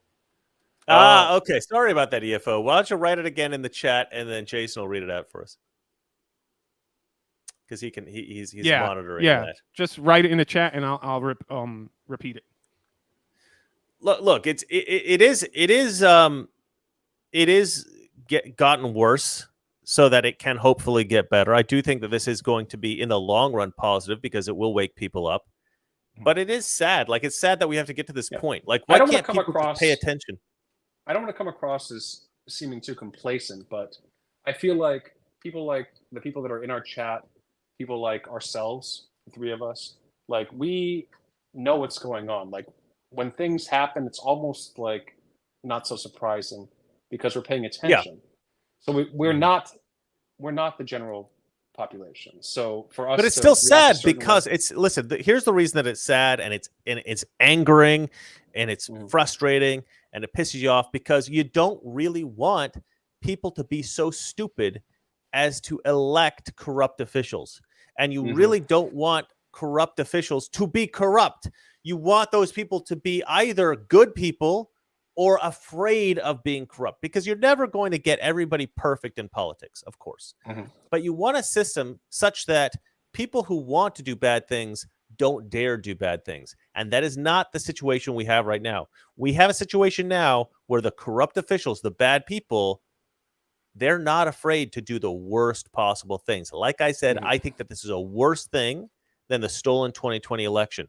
To put a political opponent in prison, this is banana republic tactics, is the worst thing that can happen. And an ex-president. Yeah. And that's Yeah, something ridiculous. too. And You're once and future president, by the way, that's yeah, a more you're important You're thing. mentioning ex-president. You'll see these little subtle things. Well, not subtle to me, but you'll see these things too, like in BBC articles, stuff like that. They'll just call him Mr. Trump. They will deny him the title of president. Yeah. Just like, oh yeah, Mr. Trump, this, Mr. Trump, that. But like, and I post in the comments like, he is President Trump, MFers. Don't disrespect this man.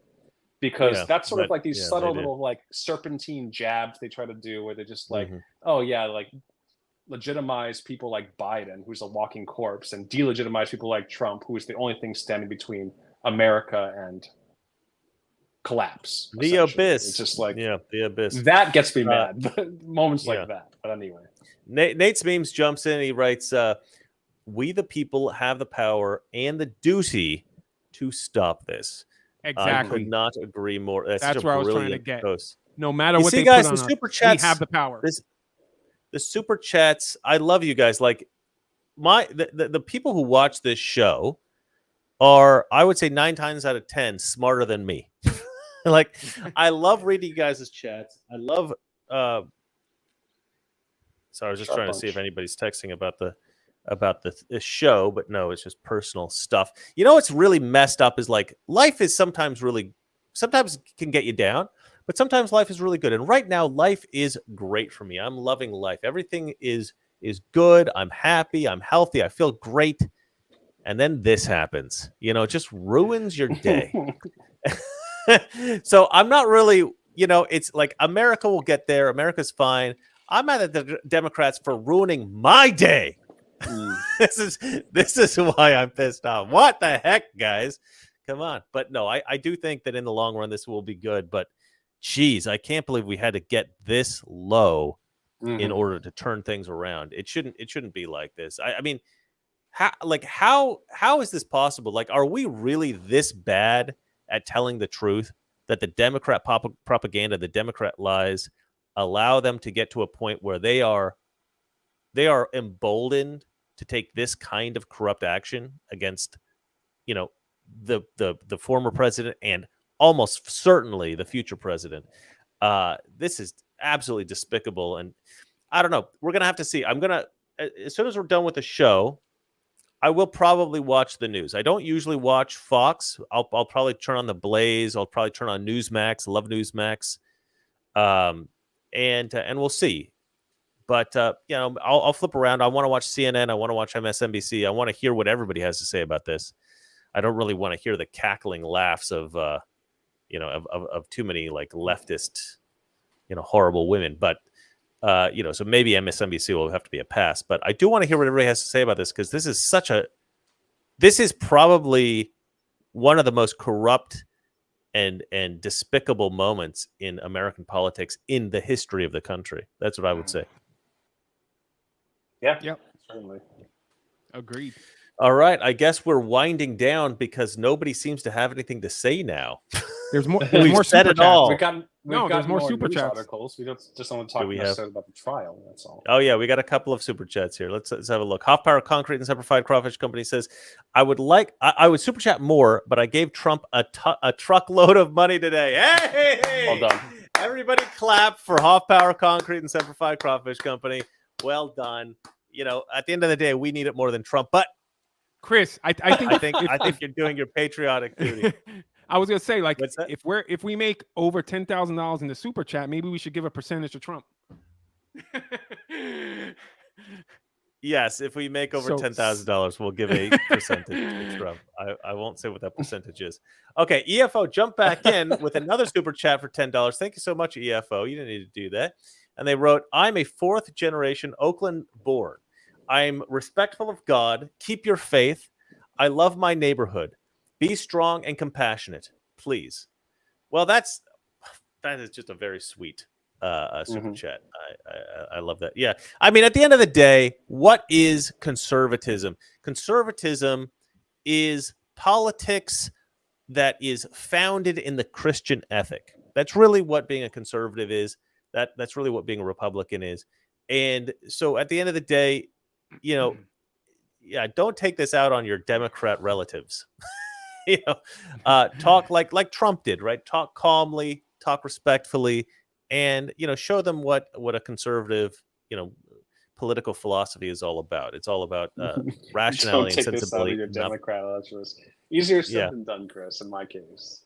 In your By the case, way, yeah. just in, Yep. Rachel Madcow, Trump jury should be thanked, protected.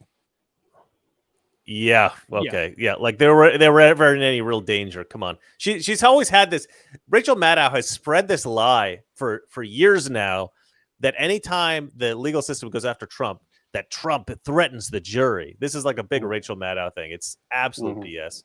Because that's what they do. She's a nasty Projection. Well, that is she's exactly right in a exactly. sense. They should be protected from media exposure because if you get these people on camera, they're going to expose themselves as being like, hardcore, like deranged leftists, or they might say something that they shouldn't have said about like who talked to them, how they're influenced. So basically, they're protecting the lie by protecting these people. Like The let's forget irony these is people that even she'll existed. probably actually get them on her show. I doubt it. I think these jurors are going to be the equivalent of those 4 or 5 women that came out of the woodwork all of a sudden right before Trump and Hillary had their election in 2016. Do you remember that?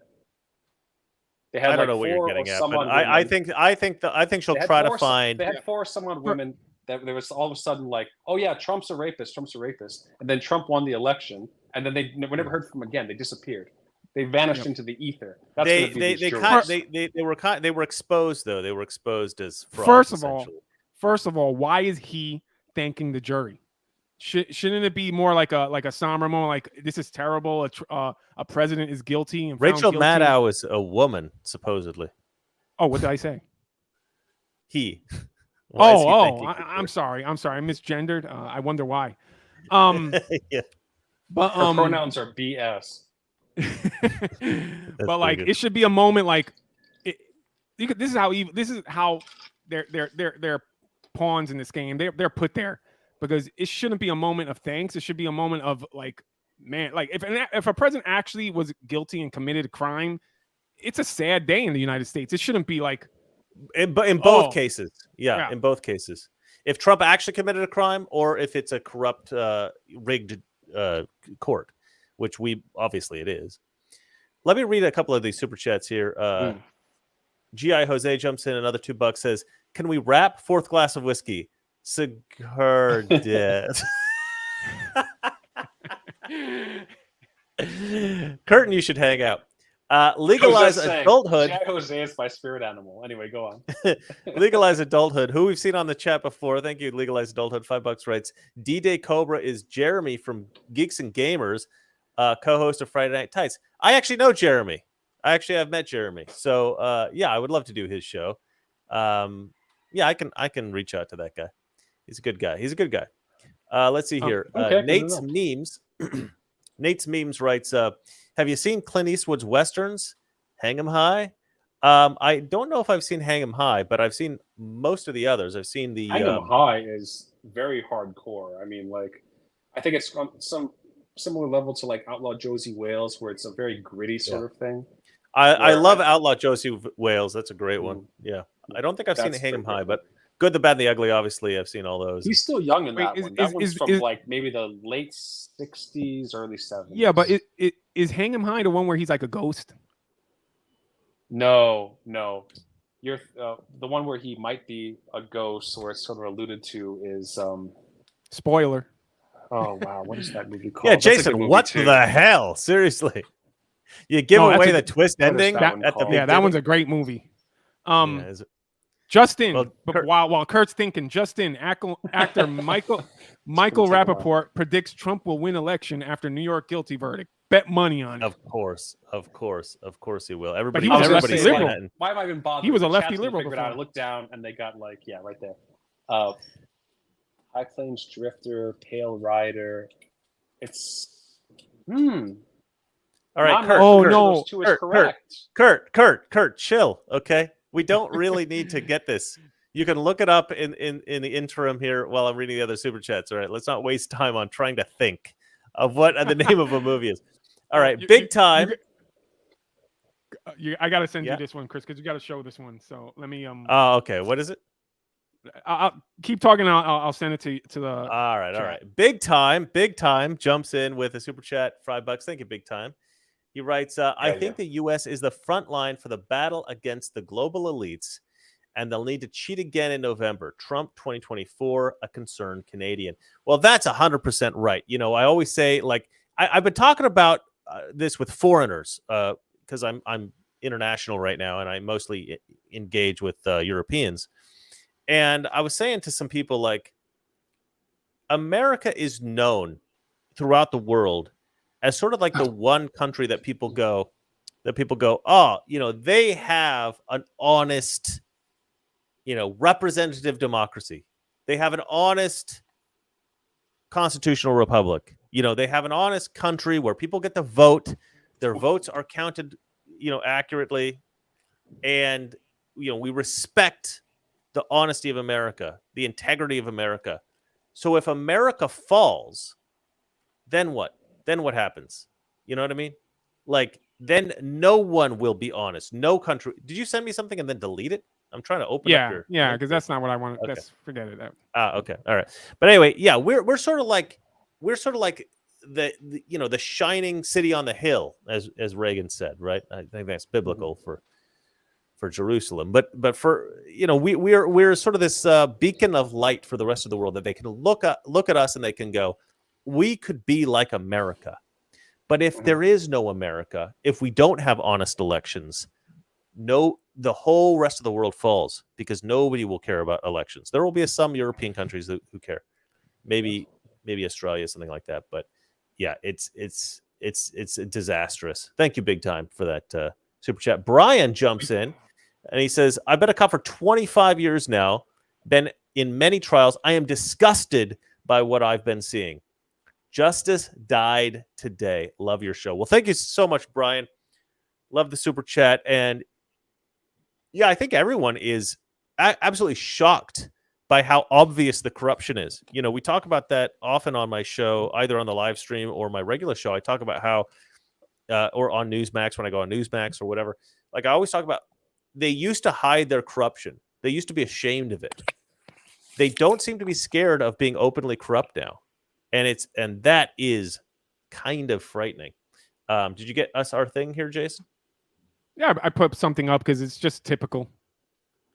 Okay, let me go ahead and try to grab that. It's taking a while to load here. Oh, this is on X, the best social media site. Although my X isn't growing really, but let's go ahead and have a look at this. Oops, I hit the wrong button. Present, share screen. Okay, so this is a New Yorker cover. Yeah, it's the same thing to me. It's weird. And Kenneth P. Vogel writes the tiny hands. Okay, so they've made this little caricature with Trump with tiny hands getting handcuffed. Good Lord. And so this is the left laughing at Trump, basically, right? And this is what I'm talking about. Like, these people don't realize what they're actually doing. They think they're a part of the in crowd. Yeah. They think it's cool. They think it's cool. They're going to be the first ones sent to the gulag. Absolutely. Yeah. The useful idiots. The useful idiots. It's never going to come to that, because at the end of the day, this is still America, and you can't treat Americans the way they think they can treat Americans. But if it does, Kirk, there's too many Jasons out there. But if it does, Kirk, I think I'm going to join the people that send these people to the gulag. You're gonna join them. Secretly whisper in their ear, "You see, this is what you get." Yeah, I will almost certainly be executed. Motown jumped in again, her second of all-time super chat, and she writes, "This day feels like November 22nd, 1963. We remember when where we were, but there is so much more hope today than there was since." I 100% agree with you. You know, I am actually hopeful. As sad as I am and as angry as I am hopeful. And that's sort of the theme of the show today. I think that's the consensus we've drawn, is that it will end up better for Trump. It'll end up better for America. And we sort of have hit rock bottom today. But hitting rock bottom to me is not fun. You know, I certainly hope so.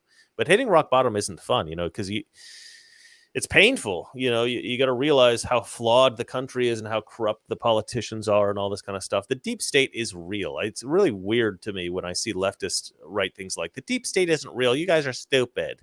It's like, what is the deep state? The deep state is just people outside the elected government that have undue influence on the government. So, the FBI, the CIA, what they call permanent Washington, what they call the administrative state, what they call, obviously Wall Street, obviously like billionaires, obviously the military industrial complex, like all of these groups, the special interest groups, all of these lobbyists, right? All these different entities, all these different parties, they have so much influence over the direction of our country. Did you say pharmaceuticals? The pharmaceutical industry, of course. And there's this problem where you've got this small circle of elites thinking that they know better than the rest of us. And so it doesn't really matter how Americans vote. They're going to make sure that their guy gets in because they know best. And that is very dangerous. And that is the destruction of our country. But yeah, I do have hope. I do think it'll turn around. And I do think that we will be able to cut out the cancer of corruption in Washington, D.C. What's happening in this country is also happening on the world stage. It's happening everywhere. You look at Britain and like you have things like I think Boris Johnson now is sort of like, oh yeah, he made some big mistakes and he's out. But the fact that something like Brexit happened, that just shows that the people are rejecting the globalism. And I think that it's sort of like the corporatization and the homogenization of the planet is what the elites are working towards, because they control their little places. The corporations control this area, that area, but they want to make a conglomerate and they want to control the world. Right. It's easier to control everyone if everybody is under one big tent. Exactly. Yeah. And the people are constantly rejecting that. And sometimes it takes a little bit more of a negative effect that you feel in your day-to-day life to inspire people to do that. But it's something that's happening worldwide. You see the fall of China, you see in England, and like this globalism thing has reached sort of a fever pitch. And I think now, once it's actually like destroys people's day-to-day lives, we'll see a rebuilding. We'll see a movement away from that.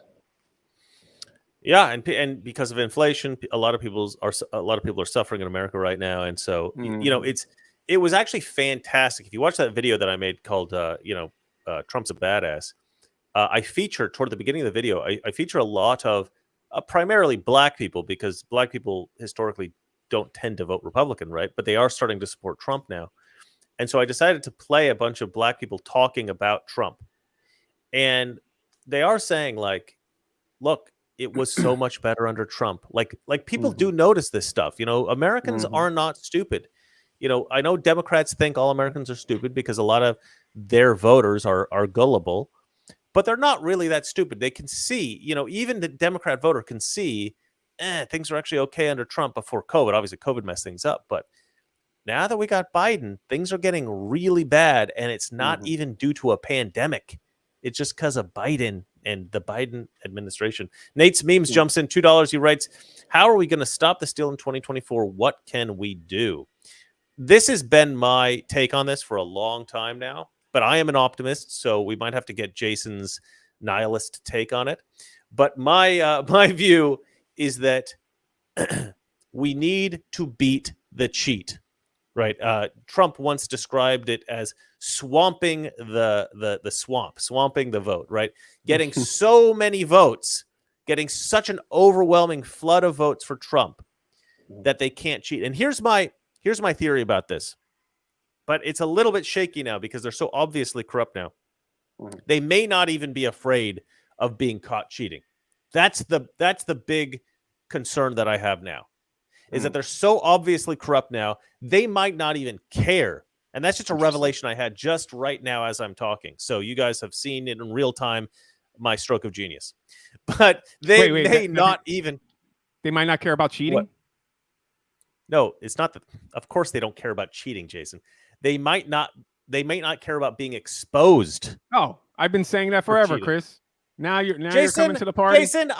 Jason, oh my God. You're like the idiots in the comment section that anytime anything bad happens goes, I predicted this 10 years ago. No, you effing didn't. Shut the hell up. All right. Okay. Go back to the past episodes. Okay, yeah. The idiot will be right. Jason, don't be a dick. Don't be a dick. Listen, the reality is they haven't, until recently, they have been afraid of being exposed, right? In any kind of corruption that they've done. It's only since Trump's been in office that they've started to be openly and obviously corrupt. Okay. So I think that, obviously in 2020, they did a lot of work to hide that they were stealing the election, right? They have never acknowledged it. They've always denied it. They said, you have no evidence, all this kind of stuff. But the thing is, like, in order to cheat in an election and not get caught, it is a very, very difficult thing, But we may be at a point now where they might say, you know what? If we win the election, it won't matter if we get caught, because at that point, we'll be in control and we'll have so much power it won't matter. So nobody will be able to hold us accountable. That's my biggest fear right now. But if they hopefully they still have some modicum of integrity and they're a little bit afraid of revolution or something like that, and hopefully they will still try to cheat in such a way where they won't get caught. And in order to do that, there's only a limited amount that you can cheat, because if you cheat too much, it may become obvious, right? And so if Trump wins with an overwhelming amount of votes and they are afraid of getting caught, then we can win. If they're not afraid of getting caught, if they're not afraid of being exposed, then we could be in some real trouble. I think they are tempered by that. I think they are aware, at least the elites. The thing about it is, you always describe the Democrats and the leftists as a coalition of special interest groups, which is absolutely true. But not only that, but there's also, like, there's the useful idiot class. There's the deceivers and the deceived when it comes to the leftists. The rank and file are deceived, and the people that are running things like AOC really straddles that line. She can sort of like bridge the gap at some point. But you have these people that are lying to everybody, and they're trying to, like, personal power, personal gain, and things like that. But if it becomes too dangerous, then you would think that they would cut and run. You would think that they would be like, you know what, I'm gonna fold this hand because I'm extending myself out too far. Right. And I think what we're seeing now is desperation on the part of the ruling class. These people are corrupt. These people are guilty of numerous crimes. They're compromised. Nancy Pelosi, I mean, people like this, like, she's got tons of scouts in the closet, so she's all in.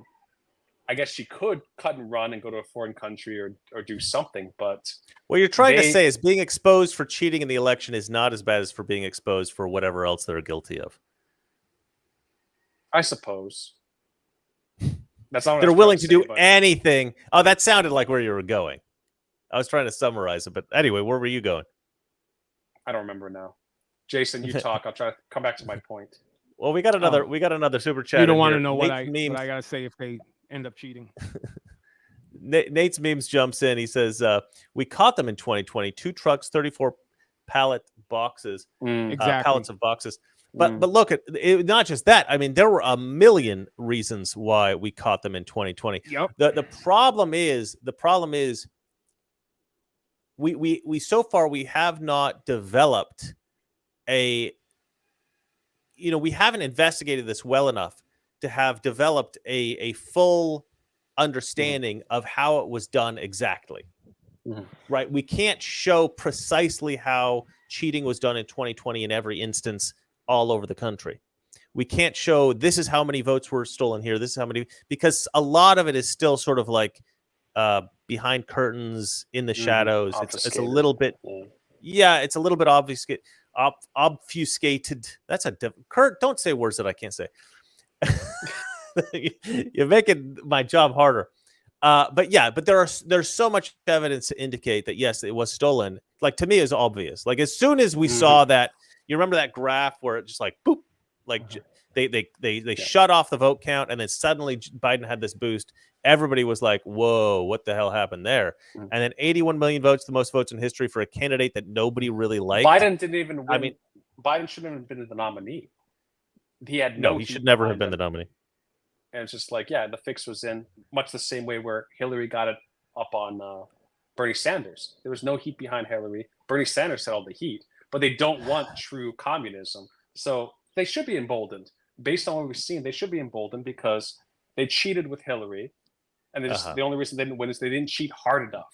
They were like, we cheated plenty. We're going to win. Like, Hillary is such a turd that Trump still won, even though we cheated real hard with Biden. We're just like, we're going to cheat extra hard.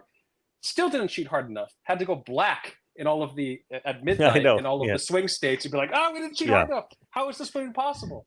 So Hold on, somebody throw the Hillary- switch. Yeah, They- after Hillary, after Biden, it's just like now they're sort of like, well, we'll just do it again. Like, why wouldn't they? They All right, Jason, what do we they do? only lost when Hillary was running because they thought that they didn't have to cheat in that election. Exactly. That's exactly right. That's exactly right. Yeah, I mean, I remember back, Could be. you know, it's, well, you know what's crazy is that Hillary came out after 2016 and she was like, oh, Trump's an illegitimate president. The Russians helped him steal the election. And she, to this day, maintains that.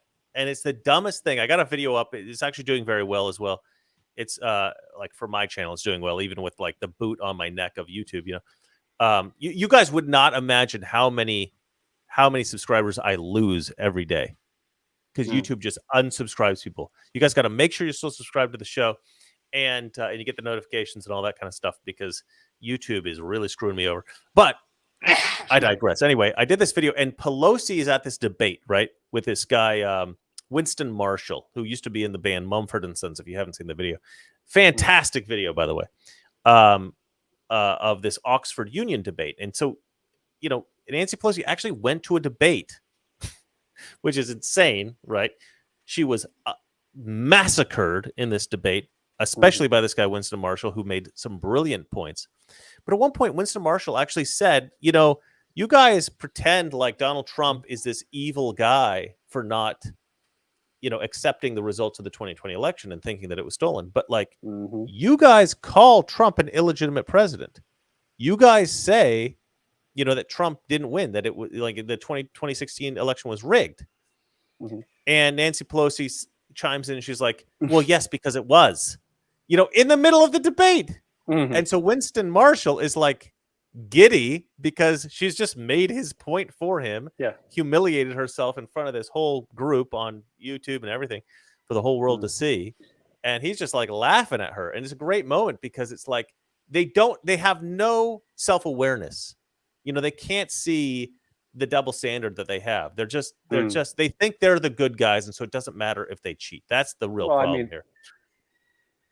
The elites of the elites, your Nancy Pelosi's, people like that, they are so insulated that and I wonder too how much power somebody like a Nancy Pelosi has, because we think that she's one of these people at the table, but is she even one of these people at the table, or is she just another Joe Biden? It's possible that she's just another puppet. None of the people that we think are the faces of the party are even really decision makers at all. Well, I think Nancy Pelosi. Maybe Nancy Pelosi is just a old decrepit AOC. Well, if you watch the video that I made. If you watch the video I made, you'll know that Nancy Pelosi's father was essentially a mafioso, right? He was like a corrupt politician who was constantly just like making deals, taking bribes, taking kickbacks. So, and he never got into trouble because he was friends with J. Edgar Hoover. And her son is also a criminal. Nancy Pelosi's son is also a criminal. He's been involved in situations where everybody at a company gets arrested but him, that sort of thing, you know. So yeah, Nancy Pelosi is definitely corrupt. She is not just a puppet. She is definitely herself corrupt. She's a lot of insider trading with Wall Street and everything like this. But it's all in the video. Check out that video. It's an amazing video. Biden is definitely corrupt, but he's also a puppet. So I'm just curious. No, yeah, you're 100% right. Well, for sure, people who have more power than Pelosi definitely use Pelosi, of course.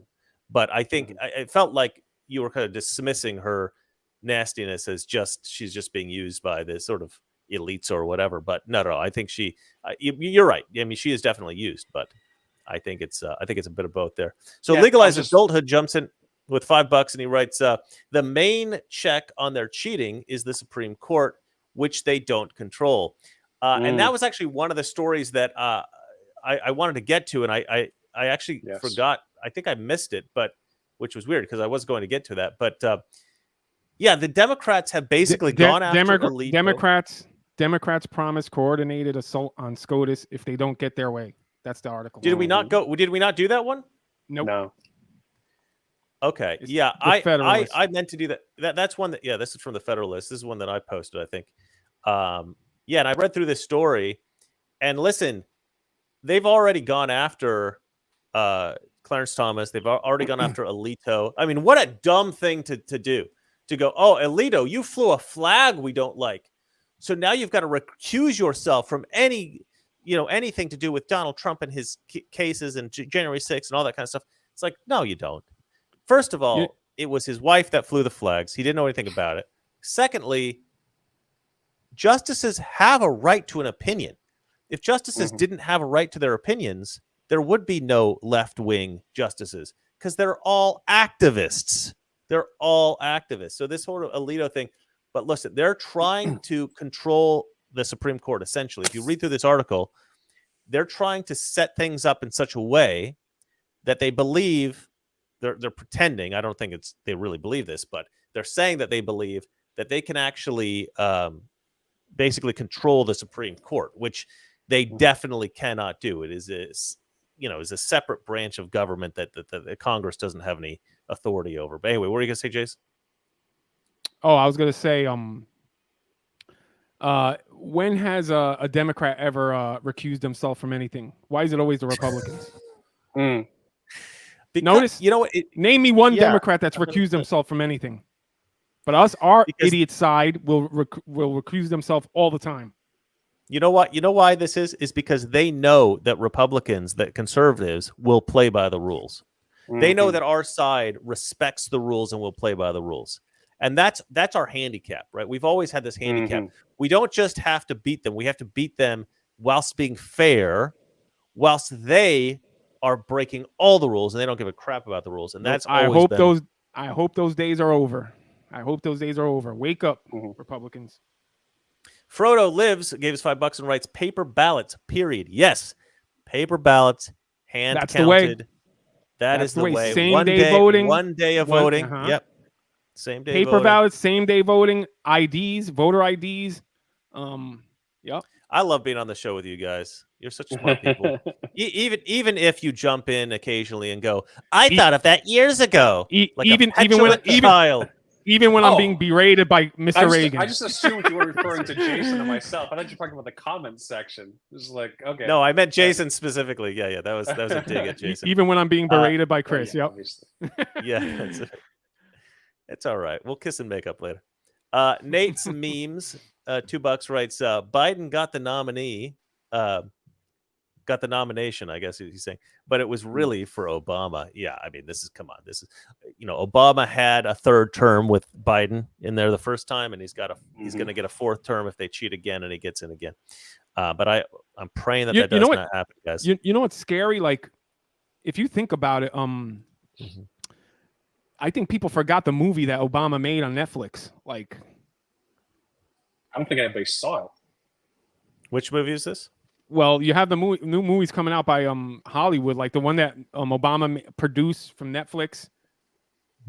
That's talking about a whole the world internet, right? Something, it all crashes. The United States, the government. It's like a fiction. Yeah. Because he's done a documentary as well. And then we have the Civil War movie that came out, like, Well, I mean, he's trying to say Hollywood's trying to whisper to us. They excel at producing propaganda, and I mean, like, if you look at documentaries and stuff now, we look back in this country, and what I was taught in schools is things like the Red Scare. It's like it's framed in such a way where, like, oh, America went crazy. They were being all oppressive, and like there's a witch hunt for communists. No, they were trying to preserve this country by stopping the communists from infiltrating us. And now we're at the point now where the communists have poisoned this country to the point where we have all these college students that aren't worth a damn. That's terrible. They're coming out here and doing all that sort of thing. But the way it's framed historically is, oh, look at this time in history where America was so evil, and like all the people in government were like, all these innocent people, and it's just like, that's the antithesis of what's going on right now. Trump is innocent and being persecuted. But it's interesting to see in 50 years from now, what's the documentary is going to say? Are they going to say like, oh, we tried to stop Trump, this horrible, evil guy. Like, we almost stopped him, but we weren't able to because this country was just so bad. It's like, that's what I'm expecting. If I'm alive in 50 years, it's like, I'm going to be watching PBS, and they're going to be like, oh, yeah. The tragedy of how we almost stopped Trump, but we weren't able to. Yeah, Ju- we'll just, see. just to let you guys know, in the audience, Democrats media hype Trump as a convicted felon. Can you believe that? Yeah. Yeah, of course that's what they're going to. We knew that they were going to do that. All right. Well, listen, it's 9:05. We're going to wrap up shortly. If you guys want to say anything about Trump's conviction, if you want to say anything about what's going on in America right now, please jump to the super chats because we're just going to probably be here for 5 more minutes and then we're probably going to sign out. So I'll read your super chats. Hoff Power Concrete and Simplified Crawfish Company again jumps in with $5. Thank you, sir. He writes, old white guy who craps himself got 81 million votes. Exactly. They cheated. They cheated. Exclamation point, exclamation point, exclamation point. Yeah. We all know this is a farce. It's very difficult. It's very difficult to deal with this, I think, as conservatives, because we're in this situation where we don't really have a lot of power right now. And Democrats have a ton of power, and they're going around saying that we cheat. They're going around saying that we cause an insurrection, that we're the bad guys and all this kind of stuff. And it's so frustrating. And they really do control the media. And to me, that's the most dangerous thing. It's like, I'm not allowed to tell the truth on my show. And CNN and MSNBC and the New York Times and all these publications are posting out all this propaganda. Somebody posted this infographic on Twitter the other day that I noticed. And it was all the jurors and where they got their news. This had apparently come out when they chose the jurors, but I'd never seen it until this point. And it was like all but one got their news from solidly leftist publications. And it was only one juror who got his news from like YouTube and Twitter and stuff like that. And so everybody was like, this is the juror number 3 or whatever it was. Like, this is the guy that's going to save us, And the obviously, honest ones recused themselves. They had this woman. They showed her. They showed her before the trial took place. She said, like, I am biased against Trump, therefore I should not participate. She was one of the people that we should have kept on that jury. She should have participated because an she honest wanted to, and moral exactly. person. And she's just like, I don't think I can judge it. She's probably a better judge than most people that. By the way, obviously all of them. Yeah. By the way, we have. Give me 1 second. Mm-hmm. I will say in the interim, while Jason gathers his thoughts, that I think this is going to be by far our biggest live stream of all time. We have way more people watching us than we've ever had. About 3 times as much, I would say. Jason, go.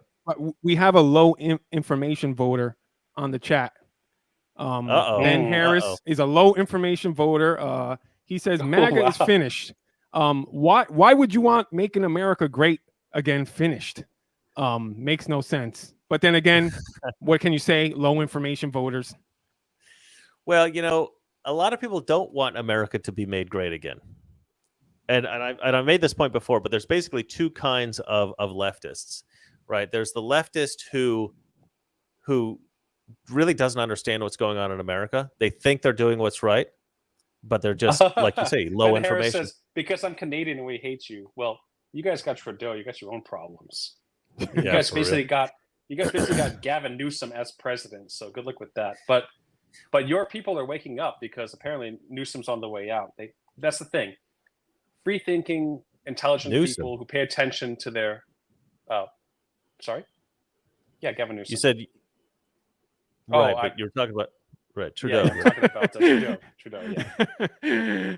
So you can only push people so far for so long, and I think that these hustlers, which is what they are, race hustlers, environmentalist hustlers, what have you, these guys that are selling a lie to make people afraid or to make them feel like they're the hero of their own story. Fear merchants. They don't have the truth on their side. So they're always going to act out of desperation. They're always going to be at a disadvantage because they're operating from a position of a lie. So it's just a matter of time, really. As long as we have, but there is another kind of that is moral and that is motivated, then it'll never reach that pitch. There is another kind of Democrat voter that does exist. And Jason thinks that this is the majority of Democrat voters. I disagree. I think it's a minority, but we've had this debate the other night, which is the Democrat voter that just wants to see the world burn. And I told this Yep. story last time of a guy that I met, and he was a kind of ugly guy, and it was sad because he was a strong Democrat, but he was a smart guy, and he was a rational guy, and he understood how the world worked. And I said, what? But he was a very strong atheist as well. He hated Christianity as well. And I said to him one day, I was like, okay, I understand like the atheist thing, whatever. Like, I think it's ridiculous, but sure, okay, fine. Some people are like that. But why are you voting Democrat? Like, you know that it makes the world worse. Yep. Like, it makes quality of life worse.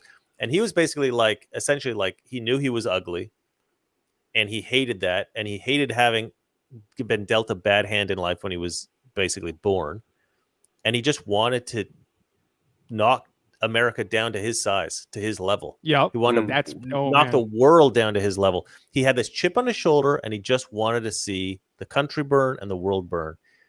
This is Portland, Oregon, by the way. But that's exactly what it is. They have a these hate people for, tend to. They flock, have a I'm hate, sure. but they have a hate for themselves. They have an inner hate. They hate themselves, and that's why they react like that. Exactly. That is exactly because correct. they hate to see everybody better than them in their view, right? They resent everyone in the world. Yeah, it's like if you're a believer, if you believe in the Bible or you're a Christian, the people that have a hate for that, they actually hate the fact that because they hate the fact that they hate their sin, that the Bible convicts them of that. So they bring that hate towards Christians, And I would also say that I think they actually do believe in God. They just hate God. Yes, exactly. That's a lot of what I see with atheists. They hate the fact that he convicts them of their sin, So they hate that. And a lot of people they don't want to. The worst thing they feel that they can do to get back at God is to pretend he doesn't exist. Yep. So they do the atheist thing. And belittle and make fun of Christians. Belittle, make fun of, ridicule for sure. Big Time jumps in with a super chat. He says, governments around the world are taking full advantage of people's ignorance to politics. Channels like yours help inform, wake people up, hold the line. I do think of this as like a war. I've thought of this as a war for several years now. And like, we're on the front lines. And like, but you know what? I feel like everybody in the chat is also in that war. We're all soldiers in the war together. Like, this is a small faction of a larger army, and I don't have the biggest army behind me. I don't have the biggest battalion behind me compared to like some other channels. But I do think that we play an instrumental role because I do think that we are some of the more elite fighters. I think a lot of the people in my chat are some of the smartest people around. And I just love you guys. All right. Half Power Concrete and Simplified Crawfish Company comes back again with $2. He says, don't feed the trolls. No. I love it when they come on because it brings a conversation and I hope I wish more of them would come on to the show and talk. Because I know we need more leftists. Yeah, please, leftists, come on the show, say what you want to say, and I'll reply. I'm not scared. All right. Well, we got Half Power Concrete Simplified Crawfish Company comes back again with $10. He writes, mess with football, guns, beer, kids, or Trump. Dear Lord, please prepare these boys for the ass whooping that they're about to receive from the bounty through Christ our Lord. Amen. Amen. Well, I appreciate that. Thank you very much, Half Power Concrete Simplified Crawfish Company. We are with you there. Yeah, man. They're not just after Trump. They're after all of us. They're after the kids. Democrats have no shame. They have no, a lot of Democrats, though, I think will wake up after today. I'm hoping. I'm praying. I think watching them laugh at Trump for getting convicted, I think is going to wake a lot of people up as well. Like, you know what, Chris? I think it's done already. I think the Democrats have already woken up. They've already woken up. I think we just got to wait till November. I think the people on the Democrat because you're side a nihilist, Jason. No, I think the ones they're all in. They're all in. They're just voting just to they just want to win. Democrats. Well, yeah, but you just haven't met enough low information voters. There's a lot of them. There are a lot. Of them. But I think a majority of them that's going to come to our side has already done it. They've already made the decision, and I think it's the economics that's probably that made the majority. You're probably right. Yeah. I think the sad thing is, I think it's actually favors us. I think the numbers at this favor point, conservatives or favor rational people because, like you said, Chris, the leftists control the media. I mean, the all the music, the arts, all this kind of stuff. Like it's all leftists. The propaganda machine. The propaganda mill is all leftist, and I think that the perception of people that actually like this stuff is grossly overinflated. That's why you see things like Bud Light and Target, and you see all of these woke companies that invest Disney, the Hollywood, the film industry now. You see capitalism at work. You see the vast majority of the population rejecting this stuff. So I think that it's what they call the quiet majority, right? The quiet majority. Yeah. So Yeah. we are. So All right. Don't be too nihilistic. Don't Jason, give up yet. Jason, like people, because I think we are the quiet majority. Hey, I'm actually pretty positive today. It's Chris, the one that's the angry, pessimistic one today. You're only happy and smiling because you think you're gonna get to use your guns for a change. That's what's going on here. It's like, finally. It's like if my Kurt, what are you trying to do to me? You're trying to get the feds on me now? Come on. It's like my good friends Uncle guys. and AJ. They're like, if Kurt, wait, hold on. Time out. Somebody's knocking on my door. Somebody's knocking on my door right now. He's making a joke. It's a joke, Kurt. Making a joke, Kurt. Just relax. Well, you got me to be quiet, so congratulations. All right, people ladies who and tried gentlemen. and failed. Listen, it's a dark day for America, but we do believe that there is hope. What? Wait. We're calling it a show? We're calling it a show, But Chris? you want to keep going? It's up to you guys. All right, what do you got to say, Jason? Throw it out. I say we put a vote. People on the chat, do you want us to keep going for a few more minutes or not? Say yes if you do, no if you don't. If we get one more super chat within the next minute, I'll keep it up. So I don't know. Maybe you have a date, Chris. I don't know. I do, but it's not until tomorrow, so we're good. But she did write good morning, which is nice. Are you sure? Because you thought the live stream was going to be yesterday. Yeah, I got something to tell you, Chris. I have something to tell you. Like you were putting it on me that I had to change. I was changing diapers or something. Like, come on now. Come on. You guys got to understand, I'm like a day ahead. So like when it's Thursday here, it's Wednesday there. And I had in my head like, oh, I got to do the show on Thursday. And then I have like a bunch of stuff. So I had like a Newsmax bit to do, and I had the radio show to do, and I had this show to do. And so I got it all jumbled in my head. And for some reason, I did the live stream at the time that we normally do it. Like the time I normally do it on Friday morning, which is Thursday, your time. I did it Thursday morning. I started on Thursday because I was thinking in my head, oh, it's Thursday. But actually for me, I have to do the show on Friday. Today is Friday. It's Friday right now for me. Chris, because I'm ahead of you guys. You're a straight white male. Nobody cares about your problems. I know. That's true. It's not There's a problem. No sympathy really. for you. Okay, somebody foolishly gave us a super chat. Frodo Lives writes, I'm here. 199. Thank you so much, Frodo Lives. We appreciate that. We can keep it going for a little while longer. I have a story. Let's kind of go off subject. Okay. The Melinda French Gates to donate $1 billion over the next 2 years in support of women's rights. It's funny. Yeah. This is a funny article because she's donating to like for abortion, to kill babies, murder babies, and for women here in the United States. Is she going to like Middle Eastern countries? Is she going to like countries that really women are being oppressed? Is she going to support them? Like, why here? Why women have all the rights here? It's ridiculous. Are they still married? Yeah. No. Because Bill Gates got wrapped up in the whole Epstein thing, and so I think she found out what he had done, and so she left him. I wasn't sure about but she that. hasn't. So they are divorced. Okay. Yeah, she hasn't said what he's done, but she's. I think she left him for that reason. Based on the article, when I read the article, it seemed like she was just paid off. He wanted her off of the Bill and Melinda Gates Foundation, so he gave her $12 million or $12 billion or whatever it was. It's probably billion with the amount of money they have. I don't remember, but she was paid off. It's a hush money incident. Maybe we should put her on trial. Yeah. Put Bill Gates on trial for hush money. Look, a lot of these rich people, they do the charity thing, I think primarily to virtue signal. They go, look how good I am. I'm fixing the world. I'm giving the money to the important cause. But it's so often, and somebody made this point the other day, I don't remember who it was, but like rich people don't ever seem to support delusional ideas that would actually affect them negatively.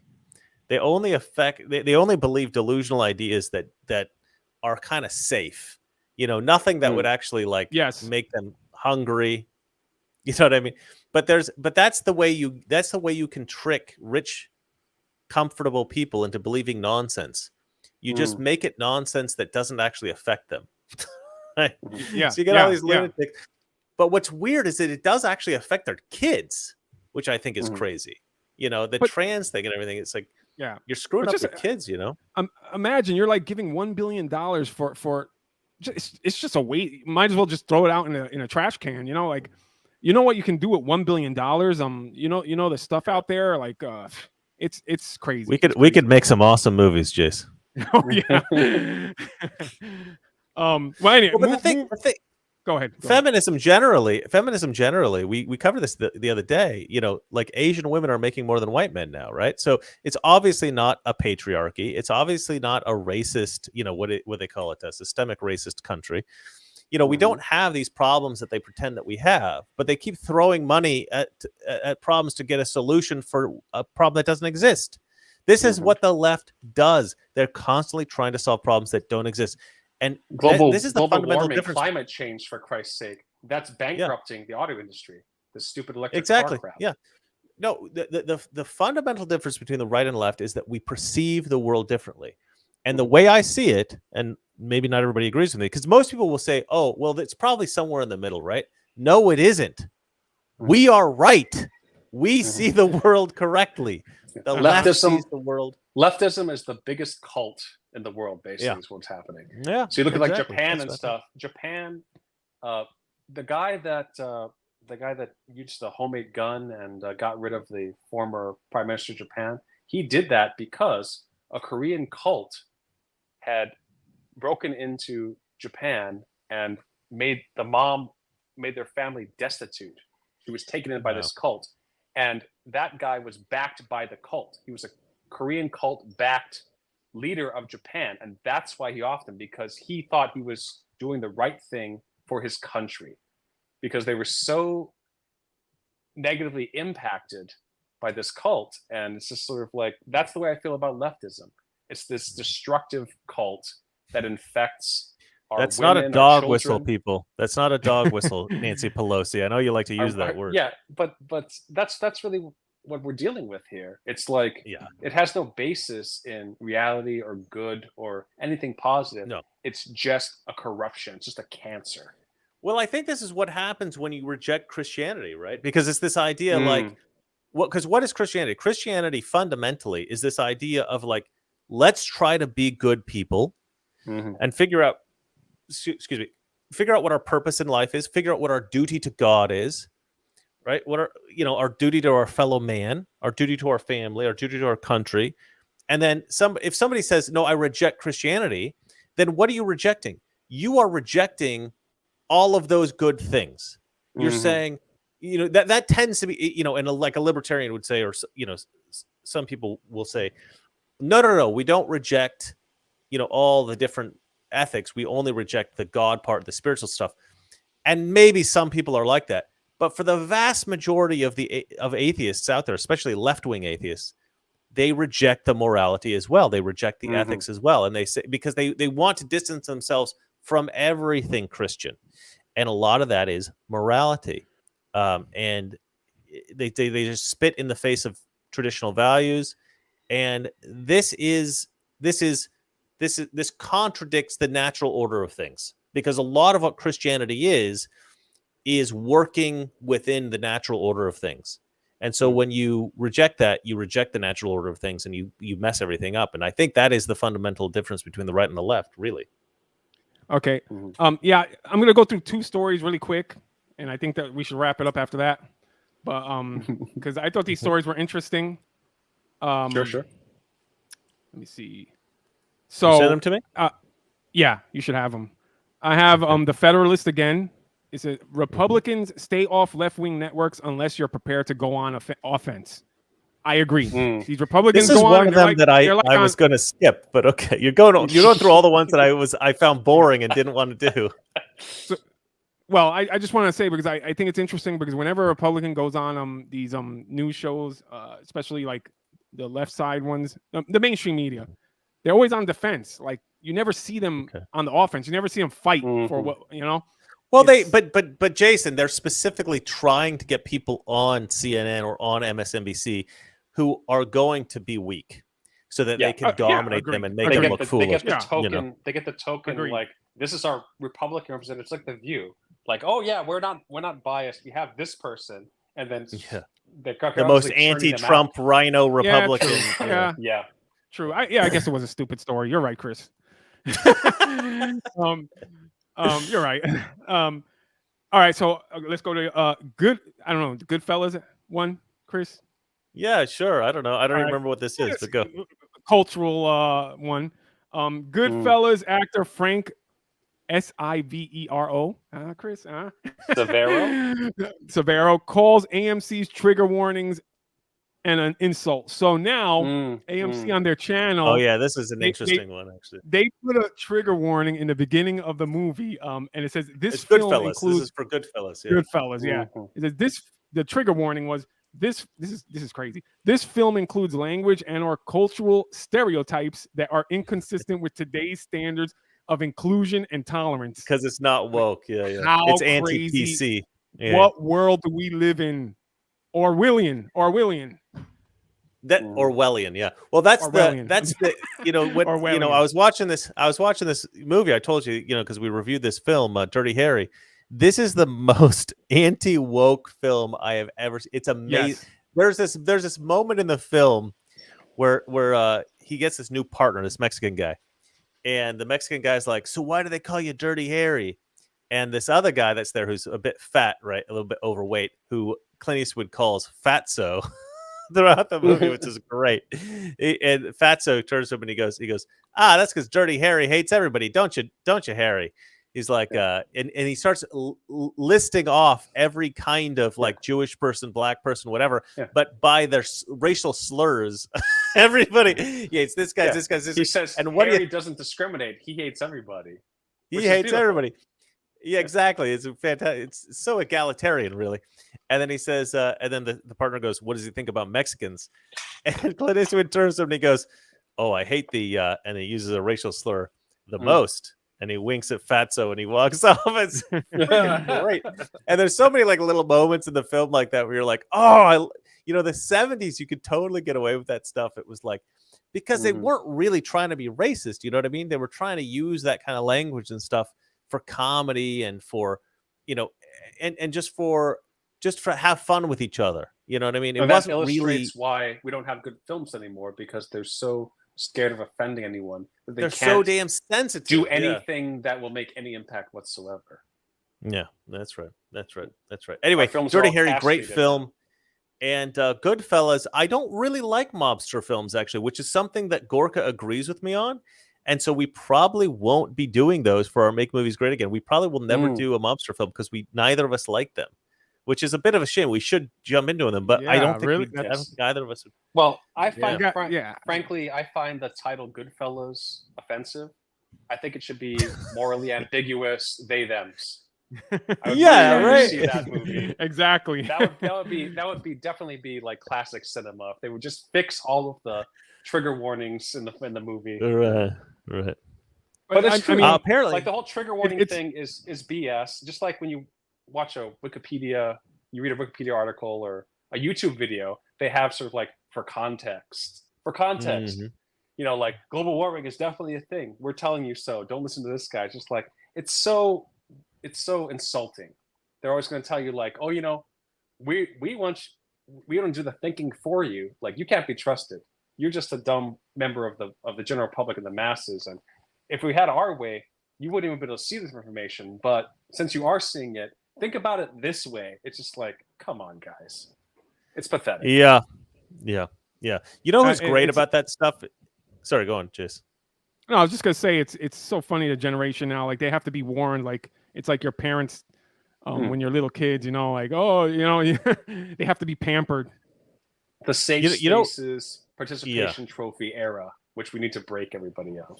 Anyway. Well, it's not just that we need to toughen up. I think although that is true, I think we definitely do need to go back to being a little bit more tough and boys learning to do actual like physical things instead of just clicking a mouse on the computer. Yeah, but like, why are you gonna? If you need a trigger warning like that for a movie like this, why are the people that need that going to watch a movie like this anyway? I mean, you can read in the description what the movie's about. I mean, yeah. Well, I think Kurt is well aware. I used to have this idea for a show. I've talked about this actually on the live stream, I think, before, called Manning Up, and I thought it should be hosted by one of the Manning brothers, the football, greats. And the idea was that you would just get guys who like live in their mom's basement, or who are like really bad husbands who don't really do anything, and you get them out there and you get them to learn how to like change the oil in a car, how to repair a tire, how to like, it's like basic The Biggest engine. Loser, but instead of a body mass, it's masculinity. Exactly. Like how to go hunting, how to like skin the deer, and then they would like work at a butcher shop for a week and learn how to butcher every kind of animal. And then they learn how to cook it, you know what I mean? Like on a campfire, Oh, I've lost my. You guys talk. I'm gonna change my battery. Hey. Yeah. Go ahead, Kurt. Jason, you succeeded. It's your chain. You succeeded. We're going to keep Yes. this on long enough. He wanted to end the show for some reason. We're not going to let that happen. This is the Jason and Kurt show now. Sorry, what was the question? Go for it, Kurt. He just threw it to me. Go for what? Hey, Chris, Mr. Reagan. Yeah. Trump 1 says, Mr. Reagan, bring back Mr. Pagan. Yeah, I need to. That's true. Yeah, I need to. Now that you're in the dark, can we have Mr. Pagan say his thoughts on this? I think it's fabulous. Screw Donald Trump. He's a bad man. You know what? There's no way Trump's going to be president again because he's going to be sitting in a jail cell with his new cellmate Bubba. You know what the truth is? Trump will probably get Bubba to vote for him by the end of his. Yeah, exactly. He's got the best cellmates.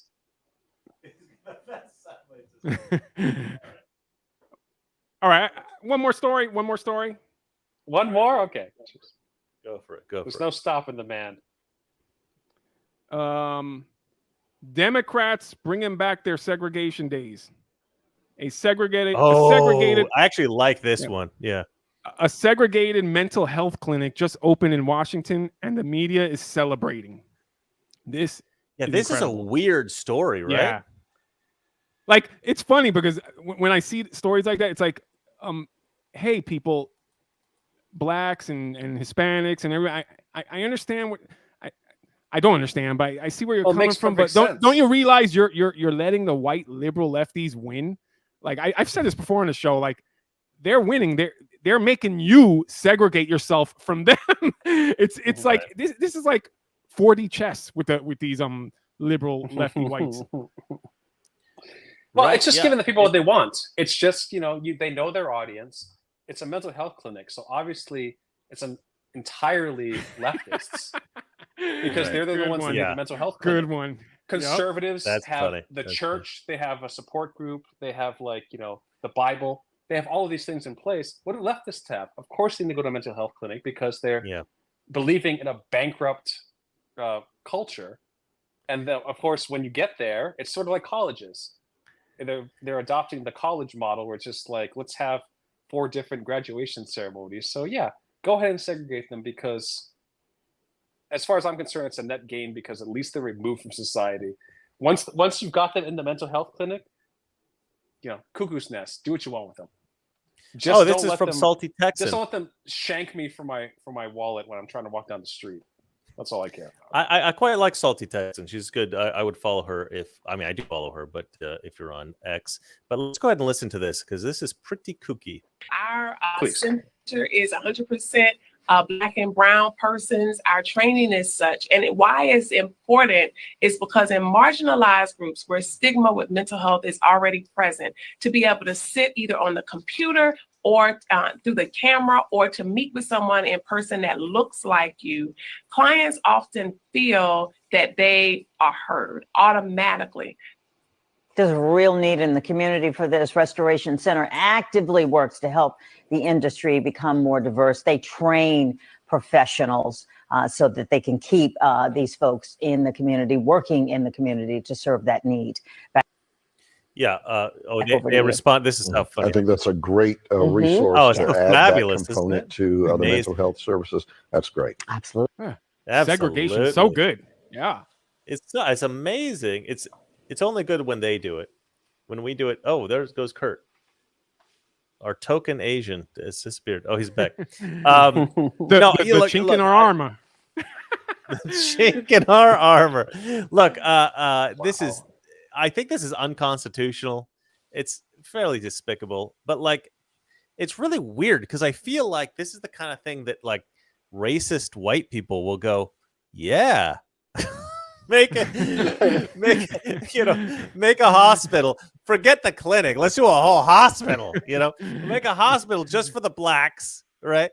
And then we'll have one over here for the whites, and it'll be good. Like, right? Because you guys are special. You need your own safe space, right? You need your own safe space, right, folks? So it's yeah, crazy how they're pushing the culture in this way. Because when I read this story earlier, I was thinking of the Seinfeld episode where they do the jokes about dentists, where like they make a joke out of it, how like people are you anti-dentite bastards. Anti-dentites, just like people have a negative stigma about dentists, and like that's a bad thing. Like they were basically mocking social issues where people blow things out of proportion.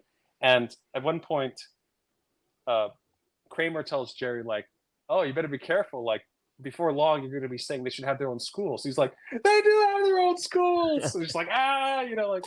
But it's funny because you think about this in terms of like the 90s. Seinfeld ran from the late 80s to the late 90s, but it's like the idea of segregation being a good thing was just so absurd that it was literally like mined for comedic effect. And now this is the reality we live in. This is the idea that segregation is the key to acceptance and the key to sort of like a uniformity in society is just it's mind-boggling. Like how do you think that putting up walls between people will bring them together? How does that work? Well, you know what, Kurt? It's called separate but equal. All right, and it works. All right. Look. Okay. Yeah, go on. No, go ahead, Chris. I was gonna say, what if this is just hypothetical? I'm just like going off the top of my head here, which is probably dangerous. But what if it turned out that separate but equal was actually the best thing? Like, what if that's actually the best way to have the country? And the problem wasn't the separate; the problem was the equal. And we got rid of the separate in order to make things more equal, but it never fixed the equal. So you're actually advocating integrated but unequal? You think that's no the opposite? I'm saying we just didn't get the equal part right. But maybe I'm not advocating anything. I'm just sort of brainstorming here. Like, what if that would? I mean, it would be a little bit difficult because like I'd obviously want to hang out with Jason and his wife and kid, and that might make things a little bit more difficult. Or Kurt, we might want to hang out. Obviously, I don't think that this can work anymore. Chris, you shouldn't be allowed near Jason or myself because you're probably going to corrupt us and make us believe that the Christianity and all the white people the white beliefs man are God, like the way to go. Yeah. Oh, Wow. It's so funny. But I don't know. Like maybe if we had never gotten rid of the separate but equal thing, maybe it would have worked out okay. They clearly want it now, which is crazy. I don't know, man. The world's a crazy place. It's such a bizarre idea. You obviously can't separate people in that way. But they're trying to still. So I don't know. Yeah. I guess they still think black people are oppressed in America, so it's okay if they do it because they're the oppressed ones. Did you ever see the movie In Bruges with? Yeah, of course. Yeah. Colin Farrell. Yeah, there's a little person. They use the term midget, which is not something I'm comfortable with, so I'm going to say little person. As a half Japanese myself, I'm bordering on little person, so I want to keep that stock up because I think that Right. short men need to unite and stand Unite, on each yeah. other's shoulders or sit or Good whatever for it takes you. to see Good for you. over the fence. But yeah, the in Bruges thing was like this guy is going, this little person is going on a tirade about like, black people and things, and it turns out that the one of the guys, I forget his name, he's a great actor. He's a redheaded actor, Englishman. But yeah, he's like, well, my wife is black, so when this like race war that you're hoping and saying is inevitable comes, like, well, what do I do? What do I do? Because I've got half white, half black kids, and I've got a black wife. So on this glorious day where, like, we're united against these terrible people, like, well, what am I supposed to do? And the little person's like, well, I guess you're just gonna have to figure that out for yourself. And the guy's like, I'm in Bruges hanging out with a racist midget. He's just like taking stock of his life, like, why? Well, like, I don't deserve this. But it's like, it's an interesting idea, because if this segregation thing catches on, then I'm an abomination, because my mother and father should have never been allowed to come anywhere near each other, because she's Japanese and he's white. So she was essentially, I should be eradicated like some sort of a Spartan child with like a bum leg or something, because I was contaminated by this horrible white man. The gene pool was destroyed. We're just gonna have internment camps for people like you. That's the easy answer, I think. Yeah, like we did in World War II. Exactly. Yeah.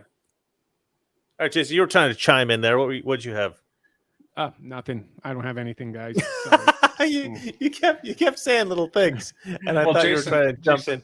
Apparently, the stream will continue until you decide that it's over. So I was thinking about I was thinking about testing what we talked about. King Jason.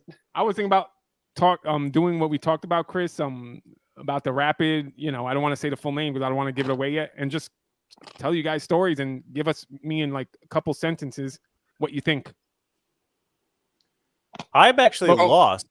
I couldn't understand. You want to like speed round through the stories. Yeah, speed round through the stories. Let's maybe do a test of it. Okay, yeah, let's do it. Let's do it. All right, Adam Kissinger. Today's guilty verdict is absolutely correct, and nobody is above the law. I look forward to more guilty verdicts when the federal cases move forward. Trump is now a felon. Chris. That guy is an absolute shitbag. I'm sorry for swearing, but I absolutely hate that guy.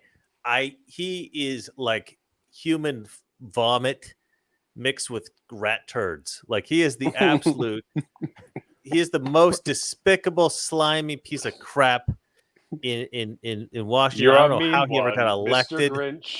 I hate that guy. I want him, whatever. Perfect. Anyway, that's my reaction. I'll say there's a I hope when he rots in hell he burns. Kurt. This is actually good training for Chris and I, because we are neither of us known for our brevity. So it's just like, keep it short, please. Go ahead. Kurt, you're killing it. Go ahead. Move on. No, I'm done. I'm done. Joe Biden enlists January 6 police officers to campaign in swing states. What? Chris? Joe Biden police officers? enlists January 6 police officers. I see what you're saying. You're talking about with the De Niro thing. Oh, you mean in swing states? So they're actually going to go around and campaign and talk to people and stuff like that. Yes. Mm-hmm. Is that going to be effective? Because those guys, I understand that the whole crisis actor thing, and one of the guys, I actually made a video about this. Harry Dunn, the big black dude, like, he straight up lied about what happened. Like, there's people in prison because of his lies, and this has been proven by a reporter whose name I can't remember. Forgive me, but he works at the Blaze. It's him, and it's Danny Hodge. Wait. Chris has to say his piece. I'm Jason now. Go for it, Chris. I don't know. Kurt's saying stuff I don't understand. So he's one of the two of them. But anyway, he's one of the two of them on the campaign trail. Kurt, you're killing the segment. Oh, I know. That's why I said it. His name. You don't have to inform me about what I'm already aware of. Okay, yeah. Harry Dunn very obviously lied. I have a whole video about it. You should watch it. There was a great reporter from the Blaze. Here's the crazy thing. This guy from the Blaze reports on the Harry Dunn lie, which is very clearly a lie. It's provably a lie. They've got footage to prove it. The FBI arrested this reporter, arrested the reporter, and he's going to trial because he exposed this lie. And now this guy's going on the campaign trail. The lawfare in America right now is just insane. Okay. Anyway, Kirk, keep it short. Oh, well, I want to apologize to Chris. The way he referred to the story, I thought he didn't realize that he was part of the story, but that's all I'll say. Of course I know. Okay. Yeah, I agree with Chris. I think it's crazy that they're going to do that. Like, I don't know why they think that's going to help them, but I guess maybe with their base. Okay, so I think moving it's on. actually going to blow up in their face. I think it's better for us than it is for them. So Exactly. That's what I'm saying. I don't know why they would do it. I don't know why they would do it. Okay, next. Furiosa kills Mad Max. Franchise sequel put on hold after mega flop. It's a good story. Speed round. Chris, you can go. Okay, I'll do it first. Look, I've actually heard, and I have not seen this film yet, so I don't know, but I've actually heard that this is a fantastic movie, which is really interesting because I actually didn't really like the last one. I didn't really like the last Mad Max, and somebody wrote in one of the comments on Twitter, like Fury Road is called, right? He goes, if you don't like Fury Road, you just must not like action films. I don't understand you. And I'm like, well, because it was kind of boring, actually. It just wasn't that good of a film. I mean, the action sequences were cool and everything, but I don't like that actor. I forget his name, but I was gonna say, damn Bane. it. I don't like Bane. But the girl, the chick, the Furiosa chick, a lot of people don't like her because she did that chess movie or chess show or whatever it was. But I like her. I think she looks good.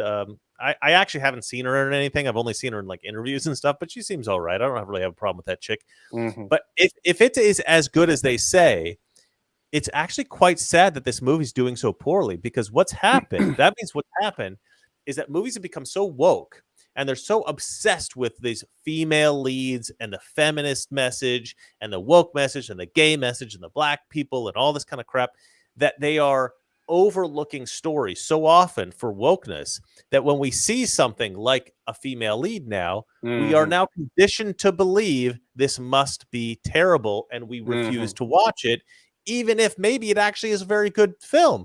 So unfortunately, the good films that maybe aren't necessarily woke but happen to have a female lead, like something like in the 90s, like Buffy wasn't a particularly woke show, it just had a female lead. You know, now we're seeing stuff that could be great, but we're missing out on it because we've been conditioned to believe anything with a female lead or a black person or gay person or whatever is going to be crap. And it's not really our fault. It's because Hollywood keeps putting out this garbage woke nonsense and they're ruining every movie and TV show that comes out. So of course we're not going to see something like that. But maybe it is good. You know, I don't know. I haven't seen it. My thoughts: get woke, go broke. First of all, the actress, I love the actress. I like her look. She has this weird look, and I don't know. She's an attractive girl, yeah. Yeah, she was in a Viking movie, and she was perfect in that role. But I mean, in a Mad Max spinoff, I mean, she's like this little, like she weighs like probably 80 pounds wet, and it's just unbelievable for me. I know people saying it's a good movie, but still, I mean, like, come on. But you haven't seen it though. I haven't seen. I'm saying maybe it's a good movie. So maybe she's not fighting. Maybe she's running. Exactly. That's what I'm saying. But like you said, Chris, the fact that the way Hollywood has gone, I don't even give it a chance. Even before it came out. That's the problem. Yeah. Absolutely. Kurt, it's not our fault. We're not. They keep saying that we're these like racist, misogynist, whatever. It's like no. Yeah, they poisoned the well. It's not us. Yeah. So yeah, I think that's what it is, and you see actually a lot of YouTubers, movie critics, and stuff. They're kind of semi-apologists for this, saying that, the feedback is that it's a good movie, and that it should be doing better. And like you have all these people in the industry kind of scratching their heads and throwing their hands up, like, why isn't it doing better? And one of the arguments they're making for this is for the reason why it flopped is that it was too long. Since the last one was like 9 years or something. But if you actually look at the numbers, Fury Road didn't do well either. It was sort of like a cult classic. It was sort of like making a sequel. Did it not do well? I didn't realize. It's like making a sequel to Big Trouble in Little China. It's something that gained accolades and gained attention and cultural relevance after the fact. No, it didn't do well in the theaters when it came out. So you're making a sequel, a prequel to something that is 9 years old. And not only you don't have Mad Max, you don't have Charlize Theron. It's sort of like a whole different animal. I guess same kind of feeling. It's just that I in get the with world. with these Yeah. Terminator movies, where it's just like, oh, forget about that last one. With it, and I think it's part of it too. Not just the whole woke thing, where another girl boss movie, which I do think really hurt it. People thinking like, oh, this is another one of like the Marvels. Like, oh, this is another movie like Right. the Marvels. You know, where it's just like the few people that did see it were just like, this is trash. But I think the real problem is like. Final thought. Yeah, I'm going overly long. You forgot that it's a speed round. Yeah. I apologize. That's just me talking faster. That's my idea of a speed round. But yeah, it's just like Hollywood is showing that they are creatively bankrupt. They're just like, people don't want trying to turn everything into a world, into a franchise. Just like, this could be the next Marvel universe. This could be the next this could be the next. They just want disposable, digestible entertainment. They don't want politics, and they don't want Perfect. anything else that they're trying to thrust onto the audience. They just want entertainment, and that's not what they're getting. Perfect. And this is the best thing that could ever happen to Hollywood, because they'll probably change their mind now. 3 adults and a child gunned down in central London shooting. I want to be the first one here. How is that possible if guns were banned? Chris. Yeah, it's look, I mean, the reality is, in certain places in the world, there are fewer gun crimes when they have fewer guns. You know, that is something that happens. But in America, we have the Second Amendment for reasons other than just stopping criminals from having guns. I also think in America it would be much more difficult to stop criminals getting guns. But yeah, obviously criminals can get guns wherever. In the UK, they actually have a lot of knife crime, like a ton of knife crime. Like, it's a huge problem. The bigger problem is this multiculturalism. That is actually a huge problem in the world. People seem to think that you can take a culture, put it into a country where there's another culture, not insist that one of the cultures or the other merge together, that they just like, oh no, you're fine, you could just have your two different cultures and they'll just get along perfect every time. It's like, sometimes they might work out well if you have like a Nordic population in Sweden, like people from Norway. I think that'll probably be okay.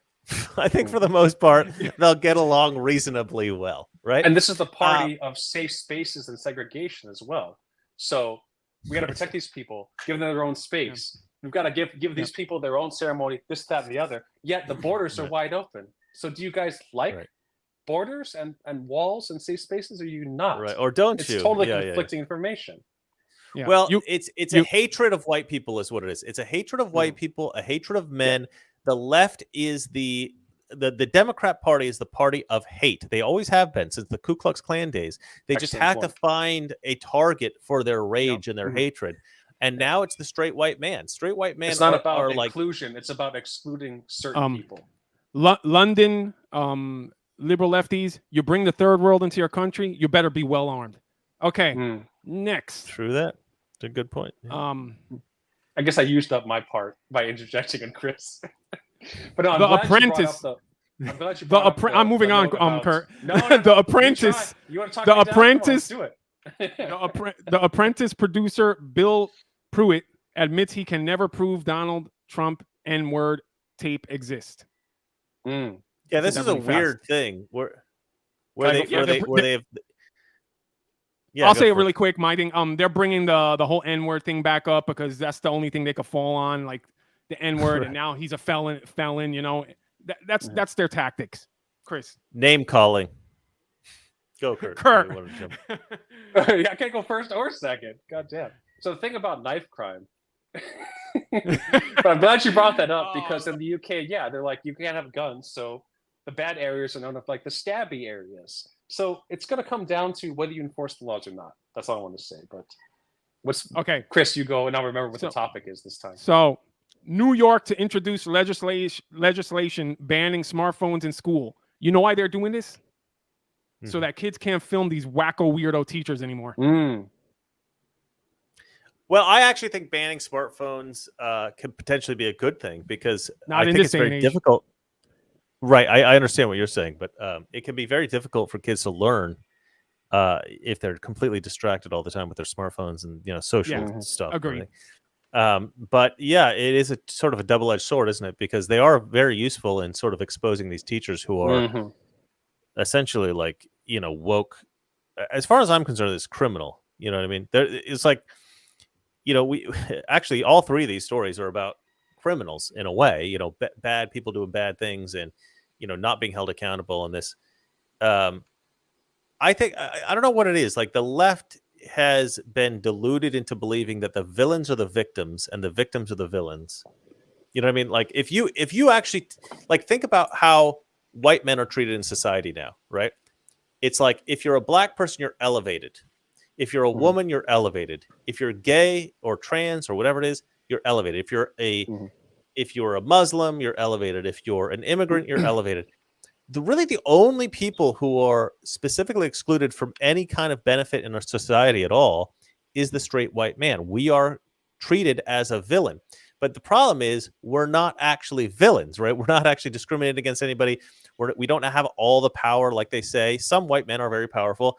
I'm certainly not, like I don't have like a ton of power in this world. So like, why am I put upon, right? There's all kinds of white men out there who have terrible lives, who have difficult lives, So it's like this idea that the white man controls everything. So the Democrats will say, oh, you're the bad guy, actually, and all these people are the good guy. Well, when you have 90% of the population is the good guy, and 10% of the population is the bad guy, and they're the person that you're pointing at going, you're the one that we all hate, and you're the bad person. That person's demonized, that person suffers, that person so the left has kind of flipped everything around, where the people that they say are the victims are actually the bullies and the criminals. And the people who are the victim, the true victims, they're pointing at those people and saying, you're the evil ones, you're the bad ones. And a lot of Democrats just believe, a lot of Americans believe it, even conservatives, a lot of them believe it. I've talked to people who vote Republican and actually believe that crap. It's pretty crazy. Yeah. Great. 2 minutes, Kurt. We have till 10, so I think we should wrap it up after your. Well, yeah. I think Jason would agree with me that it's just a distraction. It's like if you can create squabbling among the masses, they don't see you picking their pockets. So that's why we have all this like turning people against themselves or against each other. And what's this, Jason? What was the story? What was the jumping off point? Because I had a point, but I was listening to Chris. New York it's City. It's the school kids with the charisma. New York school kids and no phones. New York City wants to ban phones. Of course, they want to ban the smartphones because this is when you're in a cult. Like you don't want them to break programming. The public school system, these institutions of learning, are nothing of the sort anymore. They're indoctrination facilities. They try to get them young, and they try to keep them isolated and keep them with the programming. So if you can fact check a lefty in real time that's feeding you some BS, that's the last thing you want, because when the information age, it makes it very hard for them to keep these indoctrination facilities safe, segregated from reality. And the fact that you have access to information is the last thing they want. It just shows how far the education system has come from what it was initially intended to do. Now we're trying to keep people from knowing the truth. That's the goal. That's the goal. Yep. All right, gentlemen. Is that the last story, Chase? Yep. Okay. Story. Awesome. Listen, I love doing this show with you guys. You guys always have such brilliant insights, and the public as well. Everybody who's chimed in the chat, thank you very much. Listen, it is a dark day for America, but we do see light at the end of the tunnel. We do think that this will end up being a benefit to America, because hopefully today America has hit rock bottom, and it's only up from here, ladies and gentlemen. Hopefully we red-pilled a ton of people today. That's the dream. Anyway, pray for Donald Trump, pray for our country, and remember, it's not that our liberal friends are ignorant, it's just they know so much. That is not so. Good night, guys.